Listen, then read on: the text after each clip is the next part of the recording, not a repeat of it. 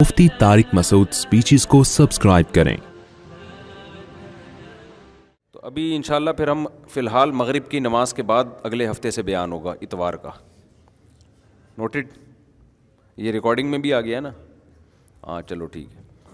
अल्हम्दुलिल्लाहि नहमदुहु व नुसल्ली अला रसूलिहिल करीम, अम्मा बाद फ़अऊज़ु बिल्लाहि मिनश शैतानिर रजीम, बिस्मिल्लाहिर रहमानिर रहीम। फ़ला उक़सिमु बिमा तुबसिरून वमा ला तुबसिरून इन्नहु लक़ौलु रसूलिन करीम वमा हुवा बिक़ौलि शाइर क़लीलन मा तुअमिनून वला बिक़ौलि काहिन क़लीलन मा तज़क्करून तंज़ीलुम मिर रब्बिल आलमीन। सूरह अल-हाक़्क़ा की आयत चल रही हैं। अल्लाह ताला ने फ़रमाया, मैं उन चीज़ों की भी कसम उठाता हूँ। भाई आपसे मुझे काम है बयान के बाद। शफ़ीउल्लाह तबारक व तआला, ये तबारक व तआला अल्लाह के साथ लगाए, शफ़ीउल्लाह के साथ नहीं लगाया। तो एक दिन एक साहब आए, मैंने कहा क्या हाल है अब्दुल्लाह जल्ल जलालुहु। उन्होंने कहा अब्दुल्ला जल्ल जलालुहु कब से हो गया? मैंने कहा अब्दुल्ला जल्ल जलालुहु नहीं, अल्लाह जल्ल जलालुहु के बंदे आप। तो ये स्टाइल है, कभी कभार होता है। सूरह अल-हाक़्क़ा की आयत बचपन से इन पर बयान चल रहा है, ठीक है ना? लोग भी तंग आ गए हैं कि ख़त्म ही नहीं हो रही। तो आपने ख़त्म करके करना क्या है? वाज़ो नसीहत की बात है भाई, कोई गलत बात तो कर नहीं रहे, हम सही बात कर रहे हैं ना, तो सुनते रहो। बाकी जो मेरे जो इस टू द पॉइंट जो दर्स हो रहा है वो तो मेरे चैनल स्पीचेस पे, मुफ्ती तारिक मसूद स्पीचेस पे अपलोड हो रहा है ना, वो बिल्कुल आयत का तर्जुमा तफसीर। ये तो एक वाज़ो नसीहत की मजलिस है, कुरान की आयत को हम खोल देते हैं बहुत लंबा, और कुरान से ही नसीहत है ये, कुरान से हट के कोई नसीहत नहीं है। देखो मज़हबी स्कॉलर में और एक आम स्कॉलर में बड़ा फ़र्क होता है, एक आम और एक मोटिवेशनल स्कॉलर में। कि आम जो एक मोटिवेशनल स्कॉलर है ना, वो अपनी अक़ल, स्टडी, मुताला और बड़े बड़े मुफ़क्किरीन जो दुनिया में गुज़रे हैं उनके अक़वाल और उनके तजर्बों को सामने रख के बात करता है, जो मज़हबी नहीं होते। शेक्सपियर ने ये फ़रमाया, तू चल मैं तेरे पीछे आया, एक ये तो खैर मेरा अपना शेर है, लेकिन वो यही बातें कर रहे होते हैं। फ़लाँ ने फ़रमाया तो ये है, तो फिर मिसालें होती हैं मुख्तलिफ़ किस्म की। ठीक है, वो भी एक तरीक़ा है बात समझाने का, हिकमत की बात हदीस में आता है। हदीस की सनद की मुझे तहक़ीक़ नहीं है, लेकिन मफ़हूम बहरहाल यही है, अल हिकमतु ज़ाल्लतुल मुमिन, कि अच्छी बात कहीं से भी मिले ये मोमिन की गुमशुदा चीज़ है। कोई गैर मुस्लिम भी अच्छी बात करे। बाज़ दफ़ा किसी गैर मुस्लिम का शेर नबी सल्लल्लाहु अलैहि वसल्लम ने सुना और आप सल्लल्लाहु अलैहि वसल्लम ने उस शेर की तारीफ़ की, हालांकि वो किसी मुशरिक ने शेर कहा था और आपने तारीफ़ की कि बिल्कुल सही बात की है इसने। तो ये ज़रूरी नहीं है कि मुसलमान ही अच्छी बात करे, गैर मुस्लिम भी अच्छी बात कर सकता है। अलबत्ता ये बात खूब अच्छी तरह समझ लें कि मज़हब की जो मोटिवेशन है ना, वो खुदा की तरफ से होती है, उसमें कोई गलती का इम्कान नहीं होता। वजह उसकी ये है कि वही अल्लाह के कलाम को कहा जाता है।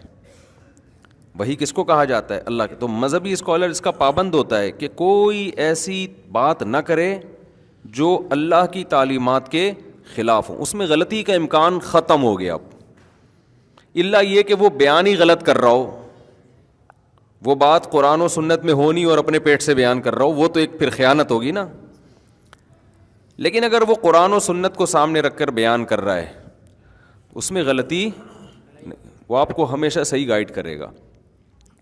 बाकी जो लोग हैं ना, उनमें बहुत से ऐसे कर रहे होते हैं कि जो बात कर रहे होते हैं ना, वो तजर्बों से, अक़ल से साबित होती है। और ख़ूब अच्छी तरह समझ लें कि वही की तालीमात के बग़ैर अक़ल बहुत दफ़ा इंसान को गुमराह कर देती है। ये अक़ल जो है ना, जिसको आज लिबरल लोगों ने अपना बाप बना लिया है कि जो अक़ल कहेगी हम उस पे चलेंगे, ये बहुत बड़ी मिस्टेक है। बहुत सारी चीज़ों में इंसान की अक़ल उसको गाइड नहीं करती, गाइड नहीं करती। हमें जो नॉलेज हासिल होती है ना, جو یورپ کے بڑے بڑے فلاسفر گزرے ہیں نا، ان میں بڑا اختلاف رہا ہے کہ صحیح بات ہم حواس سے صحیح فیصلہ کرتے ہیں یا عقل سے صحیح فیصلہ کرتے ہیں.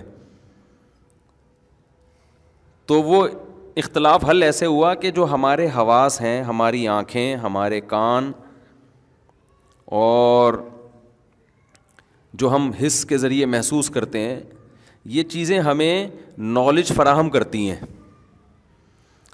جب یہ نالج ہماری کھوپڑی میں اکٹھی ہوتی ہے تو عقل پھر اس نالج کو جمع کر کے اس میں ایک ربط پیدا کر کے اصول اور ضابطے وضع کرتی ہے. جس کی کھوپڑی میں عقل ہے اس کو سمجھ میں آ گیا ہوگا. ٹھیک ہے، میں مثال سے سمجھاتا ہوں. بہت اہم ٹاپک ہے سمجھنے کا. یہ جو غیر مسلم تباہ و برباد ہوئے نا، اسی بیس پہ برباد ہوئے ہیں، جو ان کا بہت ساری چیزوں میں برباد ہو گئے. وہ دیکھو مثال کے طور پر آپ نے چولہے میں آگ لگائی، ٹھیک ہے نا، مشاہدہ کیا نا آپ نے کہ یار یہ یوں کرو، یہ جلاؤ، آگ لگتی ہے اس سے. ایسے ہی یہ آپ آنکھوں سے دیکھ رہے ہیں نا، آنکھوں سے آپ نے دیکھا.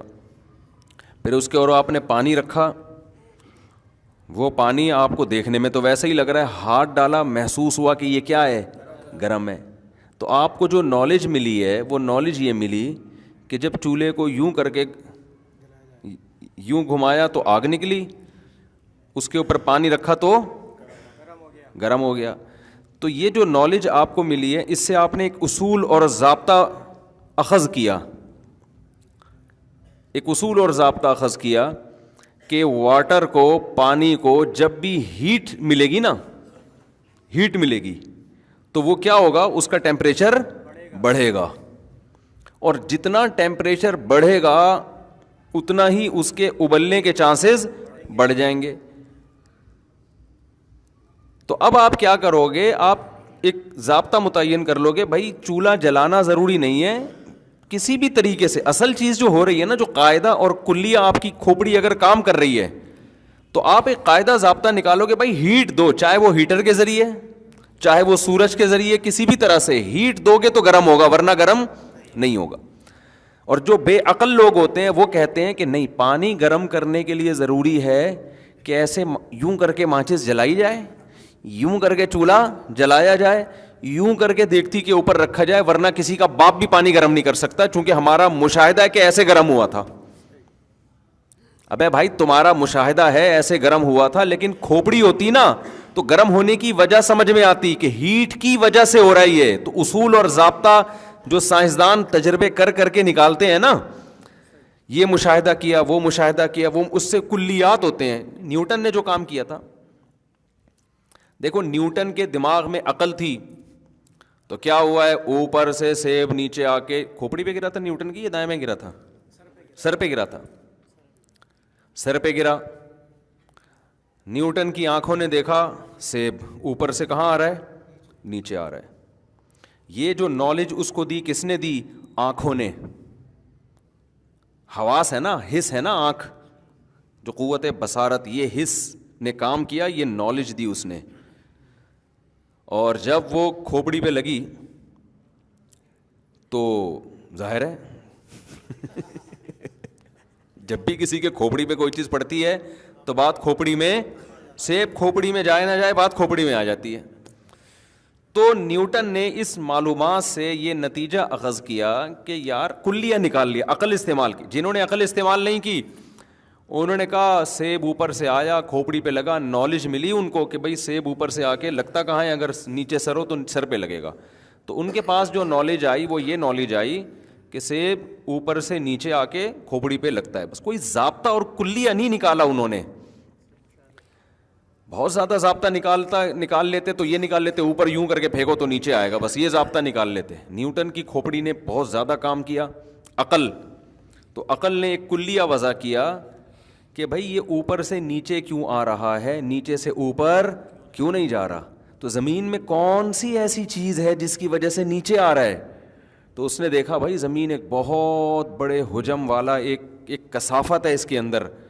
تو اس نے تجربے اور مزید کچھ مشاہدے کر کے نتیجہ نکالا کہ کسی بھی چیز میں جتنی کمیت ہوگی نا کسی چیز کی، اتنی ہی اس میں کشش ہوگی. یہ ایک ایسا خاندانی اصول اس نے وضع کر کے دے دیا کہ خود بخود اب سائنسدان کیلکولیشن کرتے رہتے ہیں، بھائی چاند میں آپ کا وزن 10 گنا کم ہو جاتا ہے، اس کا مطلب چاند میں جو کثافت ہے وہ زمین سے 10 گنا کم ہے۔ تو اس سے کیا پتہ چلتا ہے بھائی، مشاہدات جو ہیں وہ معلومات اکٹھی کرتے ہیں، اور عقل ان معلومات میں ربط پیدا کر کے اصول اور ضابطے بولو متعین کر دیتی ہے۔ اب مسئلہ یہ ہے کہ مجھے ایک بات بتاؤ، ہمارے جو یہ حواس ہیں یہ لامحدود ہیں یا محدود ہیں؟ بولو نا، لمٹ ہے نا ان کی ایک، تو عقل جو ضابطے متعین کرے گی وہ بھی لمٹ ہوگی ان کی، یا وہ ہر چیز میں ٹانگ اڑائے گی عقل جا کے؟ جو چیز آپ کے مشاہدے میں نہیں آ رہی سائنسدانوں کے، جو سماعت میں نہیں آ رہی، جو محسوس کرنے میں نہیں آ رہی، اور زیادہ تر اس کائنات میں 0.0000001% بھی چیزیں ایسی نہیں ہیں جو انسان مشاہدہ کر رہا ہو، سن رہا ہو یا وہ محسوس کر رہا ہو۔ تو وہ اس پوری کائنات کے بارے میں ہر چیز میں اصول اور ضابطے کیسے وضع کر سکتا ہے؟ سمجھ میں آ رہی ہے بات کہ نہیں آ رہی ہے؟ یہ تو ممکن ہی نہیں ہے۔ اور اب سائنس نے یہ اعتراف بھی کر لیا ہے، جب مادے کو توڑا نا انہوں نے، ایٹم کو توڑا ہے، پہلے تو یہ دعویٰ کیا گیا تھا نیوٹن کے دور میں کہ اس کائنات کی حقیقت تک ہم پہنچ سکتے ہیں تجربہ اور مشاہدات کی بیس پہ۔ سمجھ میں آ رہی ہے بات؟ آئنسٹائن نے جو آ کے تھیوری پیش کی نا، اس نے کہا اس کائنات کو کسی کا باپ بھی نہیں سمجھ سکتا۔ اس نے یہ الفاظ نہیں تھے، کوئی سائنس کا طالب علم کیا اس نے کہاں لکھا ہے باپ کا لفظ دکھاؤ، یہ ہمارا اپنا کراچی کا اسٹائل ہے بھائی، ہم اسی طرح بات سمجھاتے ہیں۔ ہم اگر سائنسدان بھی ہوتے تو ہم کہتے، نیوٹن نے تو کہا تھا نا جو چیز متحرک ہے ہمیشہ متحرک رہے گی جب تک روکنے والا نہ ہو۔ ہم سائنسدان ہوتے ہیں کسی کا باپ بھی اس کو نہیں روک سکتا۔ ہمارے اپنے اسٹائل ہے بھائی سائنسی تھیوری پیش کرنے کے، اور جو رکی ہوئی ہے کسی کا باپ بھی۔ اور پھر مثال اس نے تو نیوٹن نے کوئی چیزوں کی مثال دی ہوتی، ہم لوگ کراچی کے لڑکوں کی مثال دیتے، دیکھو یہ پوستی 12 بجے تک سو رہا ہے، کسی کا باپ اس کو اٹھا سکتا ہے؟ تو یہ پڑا رہے گا قیامت تک، جب تک اس کا ابا اس کو دھکا دے کے گھر سے باہر اسکول کے لیے یا کاروبار کے لیے یا ملازمت کے لیے نکالے گا نہیں۔ تو ہمارا مقصد سائنسی نظریہ سمجھانا ہے، ہم جو جس طرح بھی مقصد بات سمجھ میں آنا چاہیے۔ تو اس نے جو آئنسٹائن نے جو پیش کیا نا وہ کیا تھا کہ بھائی وہ جب یہ سائنسدانوں نے توڑا ہے نا چیزوں کو، پہلے یہ تھا کہ بھئی ایک ایٹم ہے تو پھر ایٹم سمجھ میں آ جائے گا، تو اوپر کی چیزیں پھر یہ جڑی ہیں، تو جب ایٹم کو جا کے توڑا ہے تو وہ اور عجیب فلم نکلی، اس میں نیوکلیس، پروٹون، الیکٹران وہ حرکت کر رہے ہیں، روشنی کی اسپیڈ سے حرکت کر رہے ہیں۔ تو وہ ایک ایک ذرے میں اتنی پیچیدگیاں ہیں، اور یہ نظریہ اضافت جو پیش کیا نا کہ ہم جب بھی کسی چیز کو کائنات میں ہم پہچانتے ہیں نا تو کسی دوسری چیز کی نسبت سے پہچانتے ہیں ہم، یہ بڑی خاندانی بات ہے۔ دیکھو ہم نے اگر کبھی روشنی نہ دیکھی ہوتی، اندھیرا ہی اندھیرا ہوتا، کبھی ہمیں روشنی سمجھ میں آتی کہ روشنی کسے کہتے ہیں؟ روشنی ہمیں سمجھ میں آ رہی ہے اندھیرے کی وجہ سے، اندھیرا ہمیں سمجھ میں آ رہا ہے روشنی کی وجہ سے۔ ہمیں جو گرمی کا احساس ہوتا ہے اس لیے کہ ہم نے سردی دیکھی ہوئی ہے، سردی کا جو احساس ہوتا ہے کس کی وجہ سے؟ اب سردی کو ڈیفائن کرنے کے لیے، ایکسپلین کرنے کے لیے گرمی کا تصور ضروری، اور گرمی کو ایکسپلین کرنے کے لیے سردی کا۔ کسی کو آپ گرمی سمجھانا چاہتے ہو سردی دکھاؤ، اس کو سردی سمجھانا چاہتے ہو گرمی دکھاؤ، تو کیا ایکسپلین کون کرے گا اس کو بیٹھ کے؟ صرف الگ سے گرمی کو کون ایکسپلین کر سکتا ہے؟ ہو ہی نہیں سکتی۔ بالکل ایسے ہے جیسے ایک آدمی سے کسی نے پوچھا تیرا گھر کہاں ہے، اس نے کہا وسیم کے گھر کے سامنے۔ اس نے کہا وسیم کا گھر کہاں ہے؟ اس نے کہا میرے سامنے۔ نے کہا دونوں کا کہاں؟ کہہ رہے آمنے سامنے۔ اب بتاؤ کسی کا باپ بھی اس لوکیشن پہ پہنچ سکتا ہے؟ بالکل یہی، یہ تو میں نے سادہ الفاظ میں سمجھایا ہے، یعنی اس نے یہ دعویٰ کیا کہ یہاں امور اضافیہ کہتے ہیں ان چیزوں کو کہ ایک چیز کو سمجھنا دوسری چیز کے سمجھنے پر موقوف ہو، جب تک وہ سمجھ میں نہیں آئے گا یہ نہیں آئے گا، اور یہ نہیں آئے گا وہ نہیں آئے گا۔ تو پوری کائنات جو ہے نا اسی اصول پہ چل رہی ہے، اسی اصول پہ چل رہی ہے پوری کائنات۔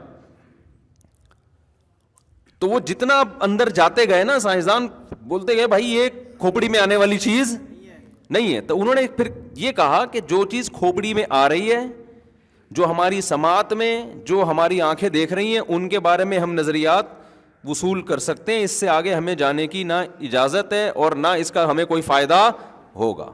لہذا اس کائنات کی حقیقت کو پوری طرح سمجھنا, گویا کہ سائنسدانوں نے اعتراف کر لیا کہ یہ ممکن ہے ہی نہیں. تو یہ مادی چیزوں کو جب سمجھنا, یہ جو آپ کہتے ہیں نا میڈیکل سائنس نے اتنی, آپ کیا ساری دنیا کہتی ہے, ہم بھی کہتے ہیں اتنی ترقی کی ہے, تو یقیناً ترقی کی ہے. لیکن آپ نے دیکھا ہوگا کہ یوٹیوب پہ بھی کچھ ڈاکٹرز بیٹھے ہوئے ہوتے ہیں, وہ کہتے ہیں جدید تحقیق کے مطابق یہ ثابت ہو گیا کہ اس میں یہ ہے, اور اس خوراک میں یہ ہے, اور اس خوراک میں یہ ہے. یہ جدید تحقیق کب کی ہوتی ہے؟ اگر 2022 چل رہا ہے تو 2022 کی ہوگی, 2023 چل رہا ہے تو 2023 کی. جب اب جدید تحقیق آتی ہے نا تو 2020 والی تحقیق تیل لینے چلی جاتی ہے. حالانکہ جو 2020 یا 21 میں تھے وہ اس کو کیا سمجھ رہے تھے؟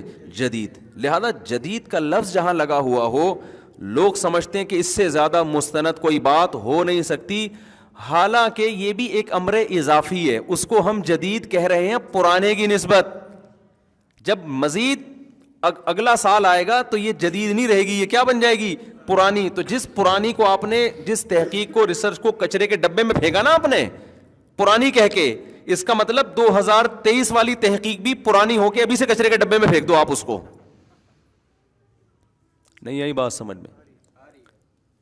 اب سوال پیدا ہوتا ہے جب ہم نے ساری تحقیقوں کو کچرے کے ڈبے میں ہی پھینکنا ہے تو تحقیق تمہارا پھر وہی باپ کرے گا معذرت کے ساتھ. کون سی تحقیق پر عمل کریں پھر ہم؟ بھائی عمل کرنے کے لیے تو جدید تحقیقی, کیونکہ ہمارے پاس اس کے علاوہ کوئی آپشن نہیں ہے, لیکن اس پر اندھا اعتماد کرنے کی آپ کو اجازت نہیں ہے. اس پر عمل اس لیے کیا جائے گا کہ بھائی بڑے ضرر سے بچنے کے لیے چھوٹا ضرر برداشت کیا جاتا ہے, کہ اب ہمیں نہیں پتا, پرانی تو پرانی ہو چکی ہے, اس کا امکان ہے کہ شاید یہ ثابت رہے, لیکن اس کا بھی امکان ہے کہ یہ بھی چینج ہو جائے. تو یہ جو تحقیقات بدلتی چلی جا رہی ہیں, یہ کتنا بڑا اعتراف ہے سائنس کا کہ ہم بہت ساری چیزوں میں یقینی طور پر کوئی دعویٰ نہیں کر سکتے. وجہ کیا ہے؟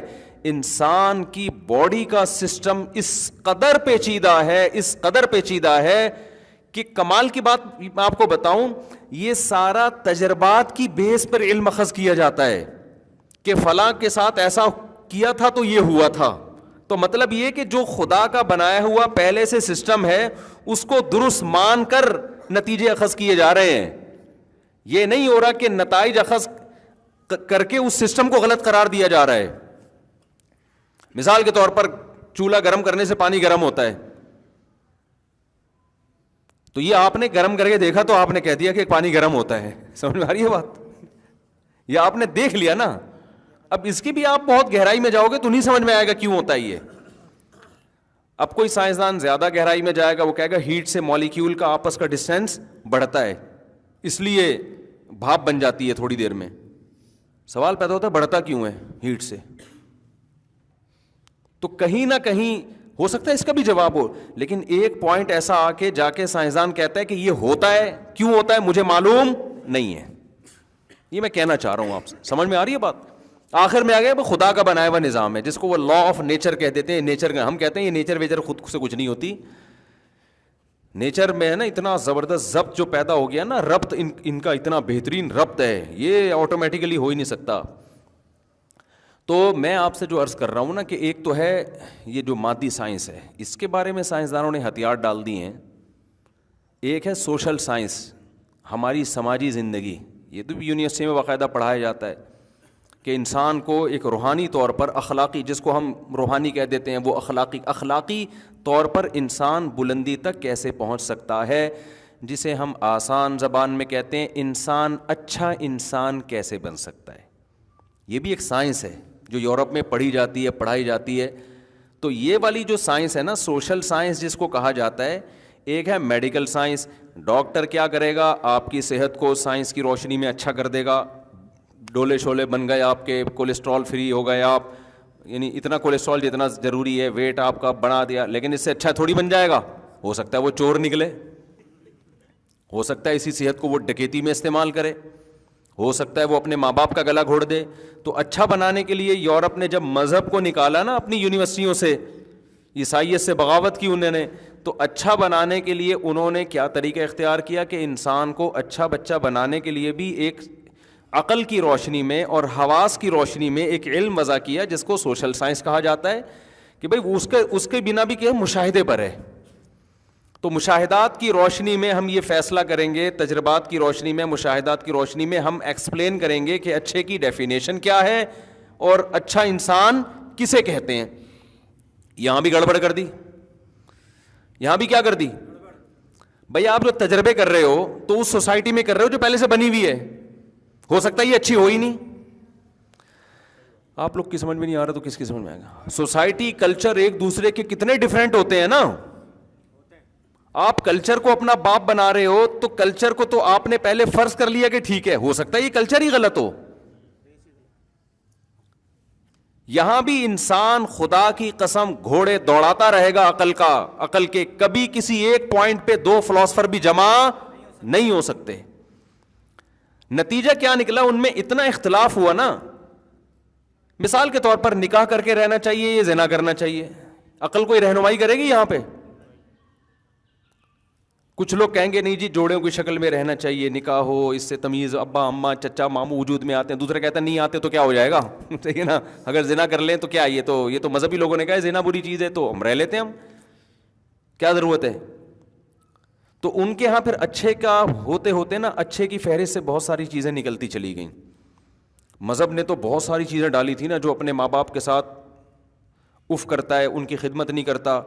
ماں باپ نے کبھی ہاتھ اٹھا لیا تو برداشت کرنا ہے تمہیں, جو ابا کے تھپڑ کے جواب میں وہ ابا کو تھپڑ مار دے یا پولیس کو فون کرے تو مذہب کیا کہتا ہے, یہ اچھا آدمی ہے.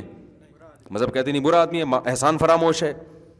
لیکن جب عقل پرستوں نے خود سے غور کرنا شروع کیا نا, خود سے سوسائٹی کے لیے اصول وضع کرنے شروع کیے, تو وہ چونکہ اپنی سوسائٹی کو دیکھ کر, وہ سوسائٹی جو خدا کا انکار کرتی ہے, تو وہاں تو شراب بھی ہے, زنا بھی ہے, لڑکوں سے بدفعلی بھی ہے, نشے بھی ہیں, کیا کیا. تو انہوں نے اچھے کو ایکسپلین کرتے ہوئے نا بہت ساری چیزیں نکالنا شروع کی. نہیں, اس کا اچھے ہونے سے کوئی تعلق نہیں ہے. اگر آپ بوڑھے ماں باپ کو اولڈ ہاؤس میں جمع کرا دیتے ہیں تو بھی آپ برے آدمی نہیں ہیں. اگر بچہ پولیس کو فون کر کے اپنے ابا کو یا اماں کو جیل میں بھجوا دیتا ہے تو یہ بھی کوئی بری بات نہیں ہے. اگر آپ شادی نہیں کرتے, ویسے ہی کسی سے نائٹ کلب میں جا کے ریلیشن کر لیتے ہیں, کوئی بری بات نہیں ہے. اگر آپ وراثت بچوں کو نہیں دیتے, کسی اور کو دے دیتے ہیں, اولاد کو محروم کر دیتے ہیں, کوئی بری بات, کیونکہ عقل تو فیصلہ ہی نہیں کر پا رہی ہے نا یہاں پہ. یہاں تک کہ محرم رشتوں سے اپنی جو فزیکل ریلیشن ہے, اب یہ بحثیں بھی شروع ہو گئیں کہ اگر کوئی معاذ اللہ نقل کفر بہن سے نکاح کر لیتا ہے تو یہ کیا ہے. تو ایسے لوگ بھی اب پیدا ان ملکوں میں ہونا شروع ہو گئے ہیں کہ اس میں خرابی کیا ہے. روس میں جب انقلاب آیا ہے نا الحاد کا, تو وہاں یہ بڑی بحثیں ہوئی ہیں کہ بھائی سگی بہن, مجھے تو بولتے ہوئے برا لگ رہا ہے لیکن اب ایک چیز کو ایکسپلین کرنا ہے کہ سگی بہن سے بھی نکاح ہو سکتا ہے, کوئی حرج نہیں اس میں, یہ تو انسانوں کی بنائی ہوئی روایات ہیں.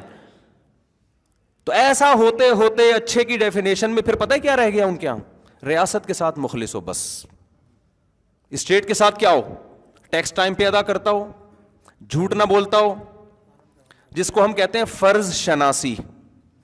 کیا کہتے ہیں ہم؟ جو ذمہ داریاں اسٹیٹ نے اس کے اوپر ڈالی ہیں وہ ذمہ داریاں پوری کرتا ہو, ٹیکس دے دیتا ہو. جب ٹریفک کے قوانین گورنمنٹ نے بنائے تو ان قوانین کی پابندی کرتا ہو. یعنی خلاصہ یہ نکلا کہ ریاست کو بھائی کوئی خطرہ نہیں ہونا ہے, تمیز سے چلنے دو آرام سے, باقی جو مرضی کرنا ہے کرو. تو اب بتاؤ یہ عقل صحیح گائیڈ کر رہی ہے بیڑا غرق کر رہی ہے؟ بولو نا, بیڑا غرق کر دیا. کہ اچھا میں اتنے سارے اعمال جو اچھے تھے ان کو نکال کے آخر میں کیا بچا, پر اسٹیٹ کے ساتھ آپ کیا ہو. تبھی یورپ میں جو سچ بولا جاتا ہے, جھوٹ کے قوانین کی پابندی ہے, ایک دوسرے کی عزت ہے, اس کی وجہ یہی ہے کہ ان کے ہاں اخلاقی معیار 4-5 چیزیں بچی ہیں. تو پوری زندگی وہ 4-6 چیزوں پہ ہی زور لگاتے ہیں. تو اس میں بھی ترقی نہیں کریں گے تو پھر کس میں ترقی کریں گے؟ نہیں یاری بات سمجھ میں. ان 4-5 چیزوں میں بہت آگے نکل گئے. وہ 200 سال سے اسی پر محنت ہو رہی ہے, سچ بولو, جھوٹ مت بولو, کچرا ادھر نہ پھینکو, ڈبے میں پھینکو, یہ تمہارے باپ کا روڈ نہیں ہے, ادھر پھینک رہے ہو, ادھر پھینکو جا کے. تو 150-200 سال نا جب مذہب کو نکالا تو اسی کو ریپیٹ, تو 4-6 چیزوں میں بہت اچھے ہو گئے وہ. ہمارے یہاں تو بھائی ایک اچھے بننے کے لیے بہت لمبی ڈیٹیل ہے, بہت سارے حقوق ہیں, بہت سارے. بچپن سے بچے کو سکھایا جاتا ہے ابا اگر طبیعت سے پیل بھی دینا تو مار کھا کے رونا ہے. جیسے ہمیں تو ابا جب پیٹتے تھے تو ہم تھوڑا سا دیوار کی طرف منہ کر کے آدھا گھنٹہ روتے رہتے تھے ہچکیوں سے, کیونکہ ہم اگر ابا کو جواب دے دیتے ابا آپ نے مجھے کیوں ہاتھ اٹھایا, تو ہماری تو خاندان میں کوئی عزت 2 ٹکے کی نہیں رہتی. ہمیں پتا یار سوسائٹی میں ہم پر ایک دھبا لگ جائے گا, انتہائی بدتمیز بچہ ہے تو پٹے. اور اماں ہماری چمٹا دکھا رہی ہیں گرم گرم, کریلے پکے ہوئے کھا, ہمیں دل نہیں چاہ رہا کریلے کھانے کا. گورا تو کہے گا جو دل نہیں چاہ رہا بچے کو وہ کھلانا ظلم ہے, مساوات ہے نا. اسلام کیا کہتا ہے, بھائی ٹھیک ہے بار بار تو ایسی چیز نہ کھلاؤ ورنہ بچہ ہی تو مر جائے گا, لیکن کبھی کریلے بھی کھلاؤ یار. روزانہ یہ نہیں ہوتا کہ روزانہ بھنڈی پکے گی یا روزانہ گوشت پکے گا. بچہ ماں باپ کی مرضی جو ہوگی وہ کھائے گا, کوئی زہر تھوڑی کھلا رہے ہیں. آج تیرا باپ بھی یہی کھائے گا, کریلے کھا تو. اب اماں ہمیں چمٹا دکھا رہی ہیں, کھا بھائی, ہم یوں کر کے کھا رہے ہیں اور اس سے بھی ہو رہے ہیں. شکایت کسی سے کریں گے تو دوبارہ پٹیں گے. اب جا کے ہم شکایت کریں ابا سے کہ اماں نے, ابا ایک تھپڑ اور لگایا, بھائی تیری تو اپنی ماں کی نہیں مان رہا. زیادہ سے زیادہ ابا سفارش کر دیں گے بھائی وہ پکا لو جو یہ بچہ چاہ رہا ہے پکا لو. تو بچے کو تو تربیت کرنی پڑتی ہے نا. آپ اس کو شروع سے مرغوں کی عادت ڈال دو وہ تو دال کبھی کھا ہی نہیں سکے گا. تو یہ تو ماں باپ فیصلہ کریں گے کہ کیا کھلانا ہے اس کو. ہاں جب ظلم کر رہے ہوں, بار بار کریلے کھلا رہے ہوں بچے کی خیال, وہ تو ایک الگ بات ہے, وہ تو پھر ماں باپ برے ہیں, پھر سوسائٹی ان کو برا بھی کہتی ہے. ایسا نہیں ہے کہ تم اپنے بچوں پہ کیوں ظلم کر رہے ہو. تو کتنی لمبی فہرست ہے نا ہمارے یہاں. پھر صبح اٹھ کے نماز پڑھنی ہے, نماز نہیں پڑھیں گے. مجھے یاد ہے ہم جب چھوٹے تھے 9-10 سال کے, ہمارے ابا اٹھاتے تھے فجر میں ہمیں. اس وقت تو ہمیں عقل نہیں تھی. وہ سردیوں میں آدمی اٹھ رہا ہے, سردی کی نیند کتنی زبردست ہوتی ہے, اٹھ کے جا رہے ہیں نماز پڑھنے, آدھے راستے سے ٹن مارا دیکھا ابا پہنچ گئے, آدھے راستے سے ٹن مارا. ایک دفعہ میں آدھے راستے سے ٹن مار کے نا گھر آیا اور گھر میں نماز پڑھ لی میں نے. تو میرے بڑے بھائی نے دیکھ لیا, انہوں نے بولا ادھر آؤ. جی. کہہ رہے بھائی یہ مسجد میں جو جماعت ہوتی ہے یہ کس کے لیے ہوتی ہے؟ میں نے کہا ہم مسلمانوں کے لیے ہوتی ہے, جو بھی مسلمان لوگ پائے جاتے ہیں. تو انہوں نے کہا یار ابھی سے تم یہ سستی کر رہے ہو, ادھر ہی نماز پڑھ کے تم نے ویسے ڈانٹ لگائی ہے. کیوں؟ ان کو لگا کہ یہ اس کا عمل کیا ہے, اچھا ہے کہ برا ہے؟ برا ہے. لیکن اگر آپ مغربی دنیا سے غیر مسلم سے پوچھیں گے تو وہ شاید ابا کو برا کہہ رہے ہو کہ بچے کو صبح صبح کیوں اٹھا رہے ہو. خدا کی قسم ہم پر احسان کیا ہمارے باپ نے, جو آپ ہم نماز پڑھ رہے ہو سکون مل رہا ہے ہمیں, ہم پہ چھوڑ دیتے, ہم تو 12 بجے سو کے اٹھتے. یہی لوگ جب بچوں کو اسکول کے لیے اٹھاؤ تو اس کو ظلم نہیں کہتے. بھائی اگر بچے کی جو رائٹس ہیں تو پھر بچے کو خود فیصلہ کرے گا بڑا ہو کر کہ میں نے اسکول پڑھنا ہے کہ نہیں پڑھنا. لیکن آپ جواب میں کیا کہتے ہو, جب یہ فیصلہ کرے گا نا پڑھائی کی عمر نکل چکی ہوگی, اب اس کو پڑھانا ہے. جب پڑھانا ہے تو نماز بھی پڑھوانی ہے میرے بھائی. اللہ کو ہم تو مانتے ہیں, اسکول سے زیادہ ہمیں اللہ پر یقین ہے کہ جس خدا نے پیدا کیا اس کو کیسے بھلا دے بچہ.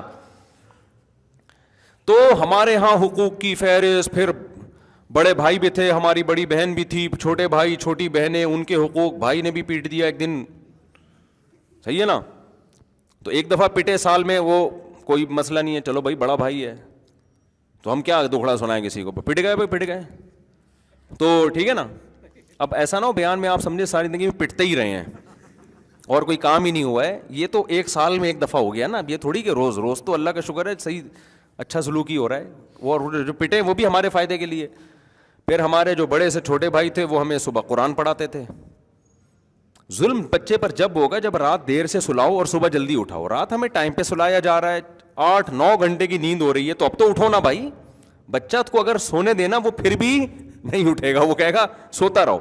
فجر کی نماز کے بعد ہمارے بڑے سے چھوٹے بھائی ہمیں لے کے بیٹھتے تھے, بھائی قرآن پڑھو بیٹھ کے. شاباش. وہ ہمیں بڑا غصہ آ رہا ہوتا لیکن بیٹھ رہے پڑھ رہے ہوتے تھے, ان الذین آمنوا وعملوا الصالحات, اس طرح پڑھ رہے ہوتے تھے. اور ان کا ایک روب ہوتا تھا ہمارے اوپر, زبان نہیں چلا سکتے تھے, بھائی بڑے ہیں تو چھوٹوں کا خیال, ان کے بھی شفقت کرنی ہے, ان کا حق نہیں مارنا.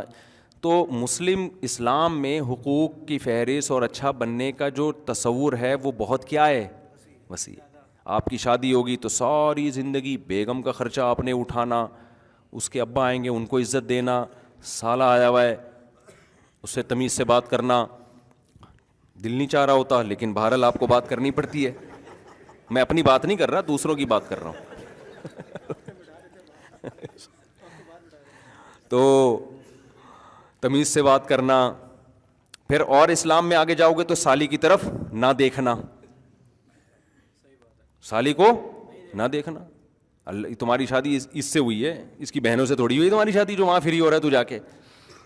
اگر آپ فری ہو گئے تو اسلام کیا کہے گا، مینرز نہیں ہے اس میں. جس سے فری ہونا چاہیے تھا اس سے ہو نہیں رہا، جس سے نہیں ہونا چاہیے تھا اس سے ہو رہا ہے. مینرز نہیں ہے تو غیر مسلم ہو گئے. یہ سارا سیٹ اپ کیا ہو گیا، ختم.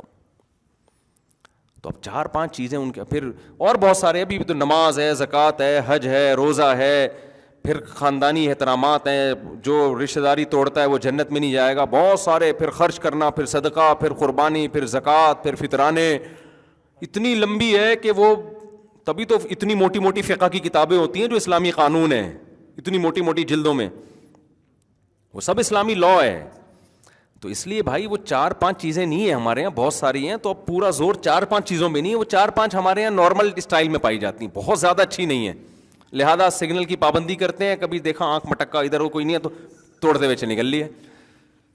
سمجھ میں آ رہی ہے بات؟ تو یہ غلط ہے، نہیں کرنا چاہیے. لیکن وہ جو چیزیں غلط کر رہے ہیں نا، اتنی خطرناک حد تک ہم غلط نہیں، ان بھی نشہ نہیں کر رہے ہم. وہ روڈ ٹریفک کے قوانین کی پابندی کرتے ہیں لیکن پیتے ہیں. پینے کی وجہ سے پابندی کے باوجود 6-8 بندے پیلتے ہوئے نکل جاتے ہیں وہ پی کے. ہم جب پیلتے ہیں تو پتا ہوتا ہے یہ بندہ اس کو جاگتی ہوئی حالت میں کیس بن سکتا ہے. ابھی وہ ہمارے ایک دوست ہے نا، انہوں نے کہا یو کے میں ایک بندہ پی کے نکلا، کوئی لڑکی بیچاری جا رہی تھی، اس کے دانت توڑ دیے شراب میں. تو وہ دانت توڑ دیے، وہ بیڑا بھی غرق ہو گیا بیچاری کا، خون بہ رہا ہے، دانت ٹوٹ گئے. کوئی قصاص والا کیس نہیں ہے کہ اس نے دانت توڑے تو اس کے بھی توڑے جائیں گے. کیوں بھائی؟ نشے میں تھا تو نشے میں وہ ایک عذر سمجھا جاتا ہے. لیکن وہی جس نے دانت توڑے ہیں جب نشے میں نہیں ہوگا تو بڑی تمیز سے بات کرے گا. فرمائیے کیسے حالت. تو لوگ کہتے ہیں یار دیکھو گورا کتنی تمیز سے بات کرتا ہے، اور مسلمان دیکھو بدتمیز کہیں کا. ابے وہ بدتمیزی کر کے بھی اس تمیز سے 1000 گنا بہتر ہے جس میں پینے کے بعد پتہ ہی نہیں چل رہا دانت توڑ رہا ہے کہ گھٹنا توڑ رہا ہے کہ ٹانگ توڑ رہا ہے، اور پھر بھی اچھے کا اچھا ہی ہے. وہ نہیں یاری بات میرا خیال ہے سمجھ میں. اور دوسری بات یہ کہ جو 5-6 چیزیں ہماری سوسائٹی میں نہیں ہیں، جو ان میں بہت زیادہ ہیں، وہ بھی اس لیے نہیں ہے کہ ہم کون سا مذہب کو فالو پورا کہاں کر رہے ہیں. ہم لوگ مذہب کو ہم یہ تو مذہب نہ ہونے کی وجہ سے جو خرابیاں ہیں. اگر مذہب ہم نے سوسائٹی سے نکال دیا نا اور پورا ان کو فالو کیا تو جو تھوڑی بہت اچھائیاں رہ گئی ہیں وہ بھی مارکیٹ سے شارٹ ہو جائیں گی. سمجھتے ہو کہ نہیں سمجھتے ہو؟ تو اس لیے یہ جو میں بات یہاں سے میں نے شروع کی تھی، جو موٹیویشنل اسپیکرز جن کے پاس مذہب نہیں ہے، ان کے پاس پاورفل موٹیویشن نہیں ہے. تو میرے پاس کلپ آتے رہتے ہیں نا، تو وہ میں آج اپنے بھانجے سے ذکر کر رہا تھا. ہم لوگ آ رہے تھے اکٹھے، تو میں نے کہا یار یہ موٹیویشن اسپیکر سب کی بات نہیں کر رہا بھائی، کوئی ایسا نہ ہو کسی اسپیکر کے ساتھ میرا کلپ چلا دیں کہ دیکھو اس کی بات کر رہے ہیں. ایسا کوئی نہیں ہے. اور میں نے بتایا بہت سے اچھا کام بھی کر رہے ہیں، لیکن اتنی بڑی بڑی باتیں کر رہے ہوتے ہیں نا بعض لوگ، ان میں چھوٹی بات تو ہے ہی نہیں ان کے پاس. چھوٹی موٹی تو بات، جب بھی ایک کلپ شروع ہوگا نا ایک بات کان کھول کے سن لیں آپ لوگ. ایک دم آدمی کہتا ہے یار اب پتہ نہیں کیا چیز مارکیٹ میں آنے والی ہے. ایک بات ایک دم نا ایسا لگتا ہے جب بس اب تو ختم بھائی. اچھا یہ یوٹیوب اور فیس بک نے نا پوری دنیا کو ایک ہی صفحے پہ اکٹھا کر دیا ہے. اس کا بڑا فائدہ ہوتا ہے. اچھا میں ایسے کبھی کبھار اسپیکر کو سنتا ہوں، ایک بات نیچے پھر میں کرتا ہوں تو میرا کلپ کوئی آیا ہوا ہوتا ہے. اچھا اس طرح اس میں ایسا نہیں لگ رہا ہوتا کہ ایک بات کان کھول کے. مجھے اس میں ایسے لگ رہا ہوتا ہے نارمل وے میں نا، بس اتنا نہیں ہے بھائی صحیح ہے نا، ہلکا پھلکا ہی ہے. کوئی بہت اچھے بننے کی ضرورت بھی نہیں ہے، بہت زیادہ کامیاب ہونے کی کوشش کرو، پیسہ کمانے کی. غربت میں مر گئے تو کوئی ٹینشن کی بات نہیں ہے. آئی بس مجھے خود بڑی ٹینشن ختم ہو رہی ہوتی ہے نا سن کے یار کہ تم تمیز سے مسئلہ ہی حل کر دیا. سکسیس کی کوشش کرو, کامیابی کی نہیں ملتی بھاڑ میں جائے, ایسی کی تیسی. کامیابی گئی کہاں؟ تل لینے. کیا کرنا ہے بھائی؟ دنیا مسافر خانہ ہے میرے بھائی, خدا کو راضی کرو یار. سب سے آسان کام دنیا میں کیا ہے؟ ہمارا ویژن بہت کلیئر ہے, ہمارا دعویٰ بہت آسان ہے کہ ہمیں خدا نے پیدا کیا, اپنے لیے بنایا, اس کو خوش رکھو ایسی کی تیسی. سمجھ میں آ رہی ہے بات؟ کتنا آسان ہو گیا نا. جو کرنا ہے بھائی اس کو خوش کرنے کے لیے کرو, اور یہ یقین رکھو آپ جو کرو گے ہوگا وہ نہیں ہوگا کیا جو اللہ چاہے گا. آپ اس کو راضی رکھنے کی کوشش کرو, اس کے لحاظ سے اپنا ہدف بھی بناؤ, ویژن بھی بناؤ, محنت بھی کرو. محنت میں کوتاہی ہو جائے توبہ استغفار کرو. 100 بار بھی اگر کسی سے کوئی غلطی ہوتی ہے تو 100 بار بھی توبہ کرتا ہے, اللہ ایک بار بھی اسے مایوس نہیں کرتا. اچھا بننے کی کوشش میں لگے رہو. اگر اللہ خوش ہے, اور یہ یقین نہیں کرو کہ اللہ مجھ سے خوش ہے, ڈرتے رہو کہ ہو سکتا ہے مجھ سے ناراض ہو, لیکن امید بھی رکھو کہ ہو سکتا ہے مجھ سے خوش ہو. تو حدیث میں آتا ہے جس کی یہ کنڈیشن ہوگی نا اس کی بخشش لازمی ہوگی. اللہ کا یہ وعدہ ہے. کوشش میں لگا رہے, مایوس نہ ہو. بخشش کس نے کرنی ہے آخرت میں؟ اللہ نے کرنی ہے. تو جب بخشش اللہ نے ہمارے حضرت کتنے پرہیزگار تھے, کتنے پرہیزگار تھے. حضرت فرماتے تھے کہ میں جب اپنے اعمال کو دیکھتا ہوں تو مجھے مایوسی ہونے لگتی ہے, لیکن پھر جب میں یہ سوچتا ہوں نا کہ بخشش اللہ کے ہاتھ میں ہے اور اللہ کی رحمت سے ہی ہوگی, تو اتنی خوشی ہوتی ہے کہ بھائی ہمارے لیے تو اللہ نے کتنا آسان راستہ کہ معاملہ اپنے ہاتھ میں رکھا ہے. ہم نالائقوں میں نہیں چھوڑا اللہ نے کہ تم جب تک تمہاری زندگی ہے یہ اصولوں پہ نہیں ہوگی وقت بخشوں گا ہی نہیں میں تمہیں. صحیح ہے نا؟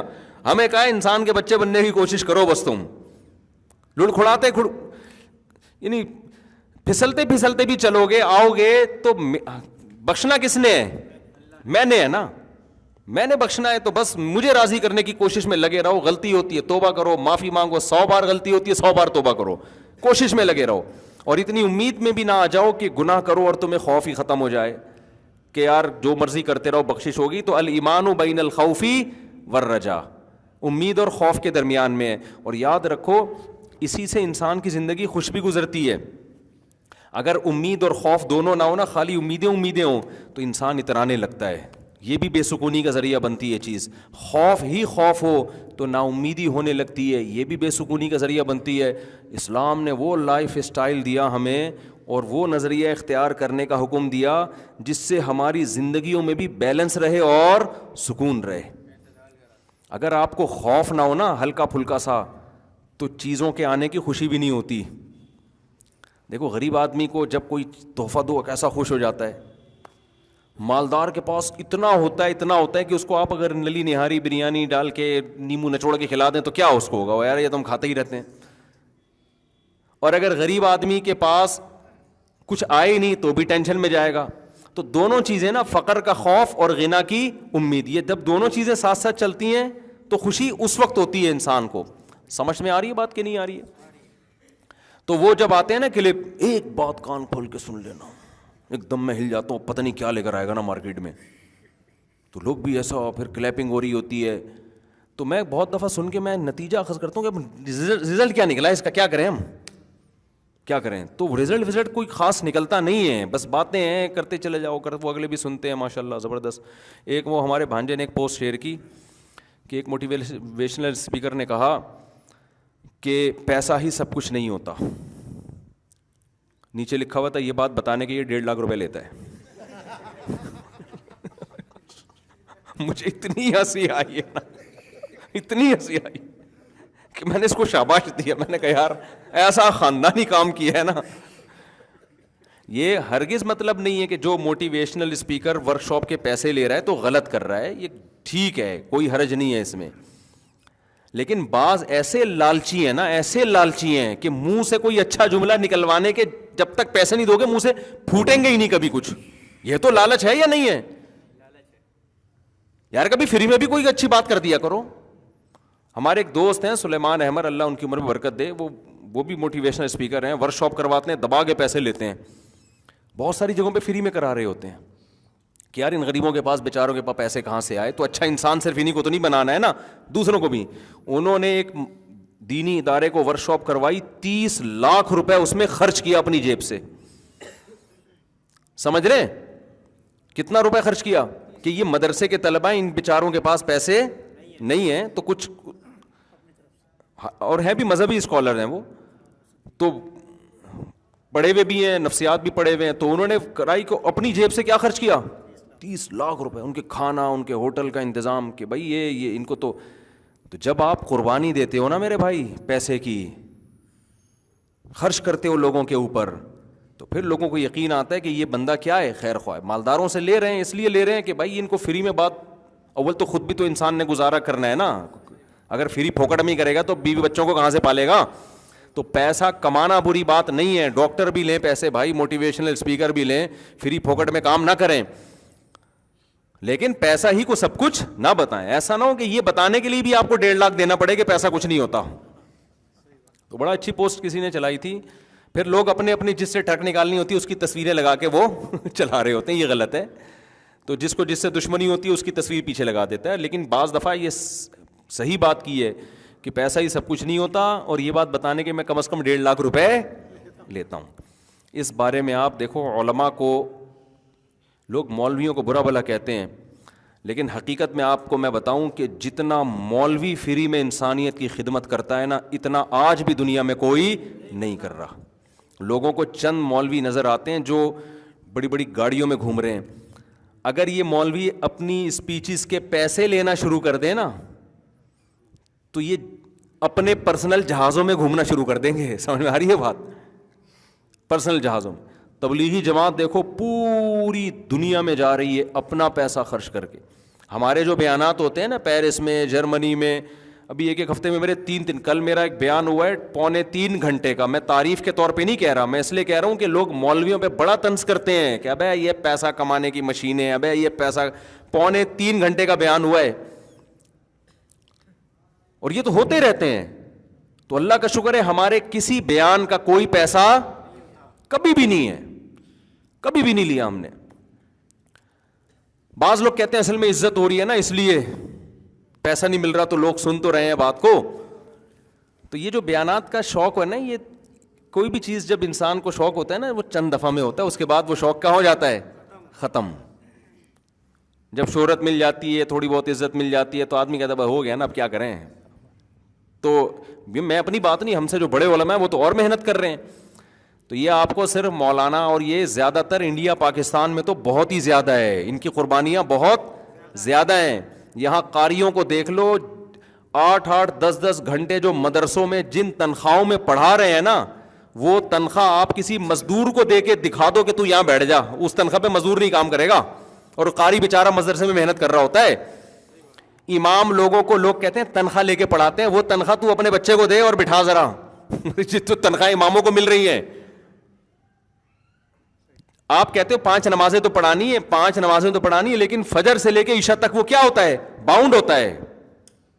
تو یہ مولویوں کا ایک ایسا پازیٹیو چہرہ ہے, لیکن افسوس اس وقت ہوتا ہے وہاں بھی جب نیچے لوگوں نے کمنٹس کیے ہوتے ہیں ابے یہ مولوی نوٹ چھاپ رہے ہیں, ابے یہ مولوی یہ کر رہے ہیں, ابے یہ مولوی یہ کر رہے ہیں. آپ ذرا اس کو کمپیئر کرو نا. میں کراچی یونیورسٹی میں کہیں اپوائنٹمنٹ کی بات چل رہی تھی, تو مجھے بھی کئی سال پرانی بات ہے, مجھے بھی بلایا انہوں نے. تو ایسے انٹرویو چل رہا تھا, انہوں نے کہا جب آپ کا یہاں سیٹ اپ ہو جائے گا تو پھر لیکچر کے 1 گھنٹے کے اتنے پیسے ملیں گے. میں حیران ہو گیا, ابے 1 گھنٹے کے اتنے پیسے ملیں گے یار بڑی. تو میں نے کہا اتنے ملتے ہیں یہاں لوگوں کو؟ انہوں نے کہا بھائی 1 گھنٹے کے لیکچر کے اتنے پیسے ہیں. میں نے کہا بڑے مزے ہیں یار, ہم تو 2-2 3-4 گھنٹوں کے لیکچر دے رہے ہیں فری میں. تو یہ کیا ہے بھائی حساب کتاب؟ تو لیکن ہمیں شروع سے یہ بتایا گیا مدرسے میں, بھائی دین کی خدمت آپ نے کرنی ہے, کس کے لیے؟ اللہ کے لیے. رزق کون دے گا؟ تو اللہ دے ہی آ رہا ہے, الحمدللہ دے ہی آ رہا ہے. پھر رزق کے اسباب اور وسائل بڑھتے چلے جاتے ہیں. تو یہ بہت بڑا, ہاں میں مانتا ہوں کچھ مولوی غلط ہیں, کچھ غلط ہیں, تو کچھ تو ہر فیلڈ میں غلط ہوتے ہیں بھائی. کچھ ایسے ہیں ان کے خلاف میں ہمیشہ بولتا ہوں. مسجد بنا لی, دبا کے چندہ اکٹھا کرنا شروع کیا مسجد کے نام پہ, اس کا کوئی حساب نہیں ہے کہاں جا رہا ہے, لاکھوں لاکھوں روپے کھا رہے ہیں. وہ اصل میں مولوی ہوتے ہی نہیں ہیں, وہ چور ظالم قسم کے اچکے قسم کے لوگ ہوتے ہیں. گیٹ اپ کیا بنا لیتے ہیں وہ؟ مولوی والا. پاکستان میں کسی کے ساتھ بھی مولانا لگا دو, کسی کے ساتھ بھی مفتی لگا دو.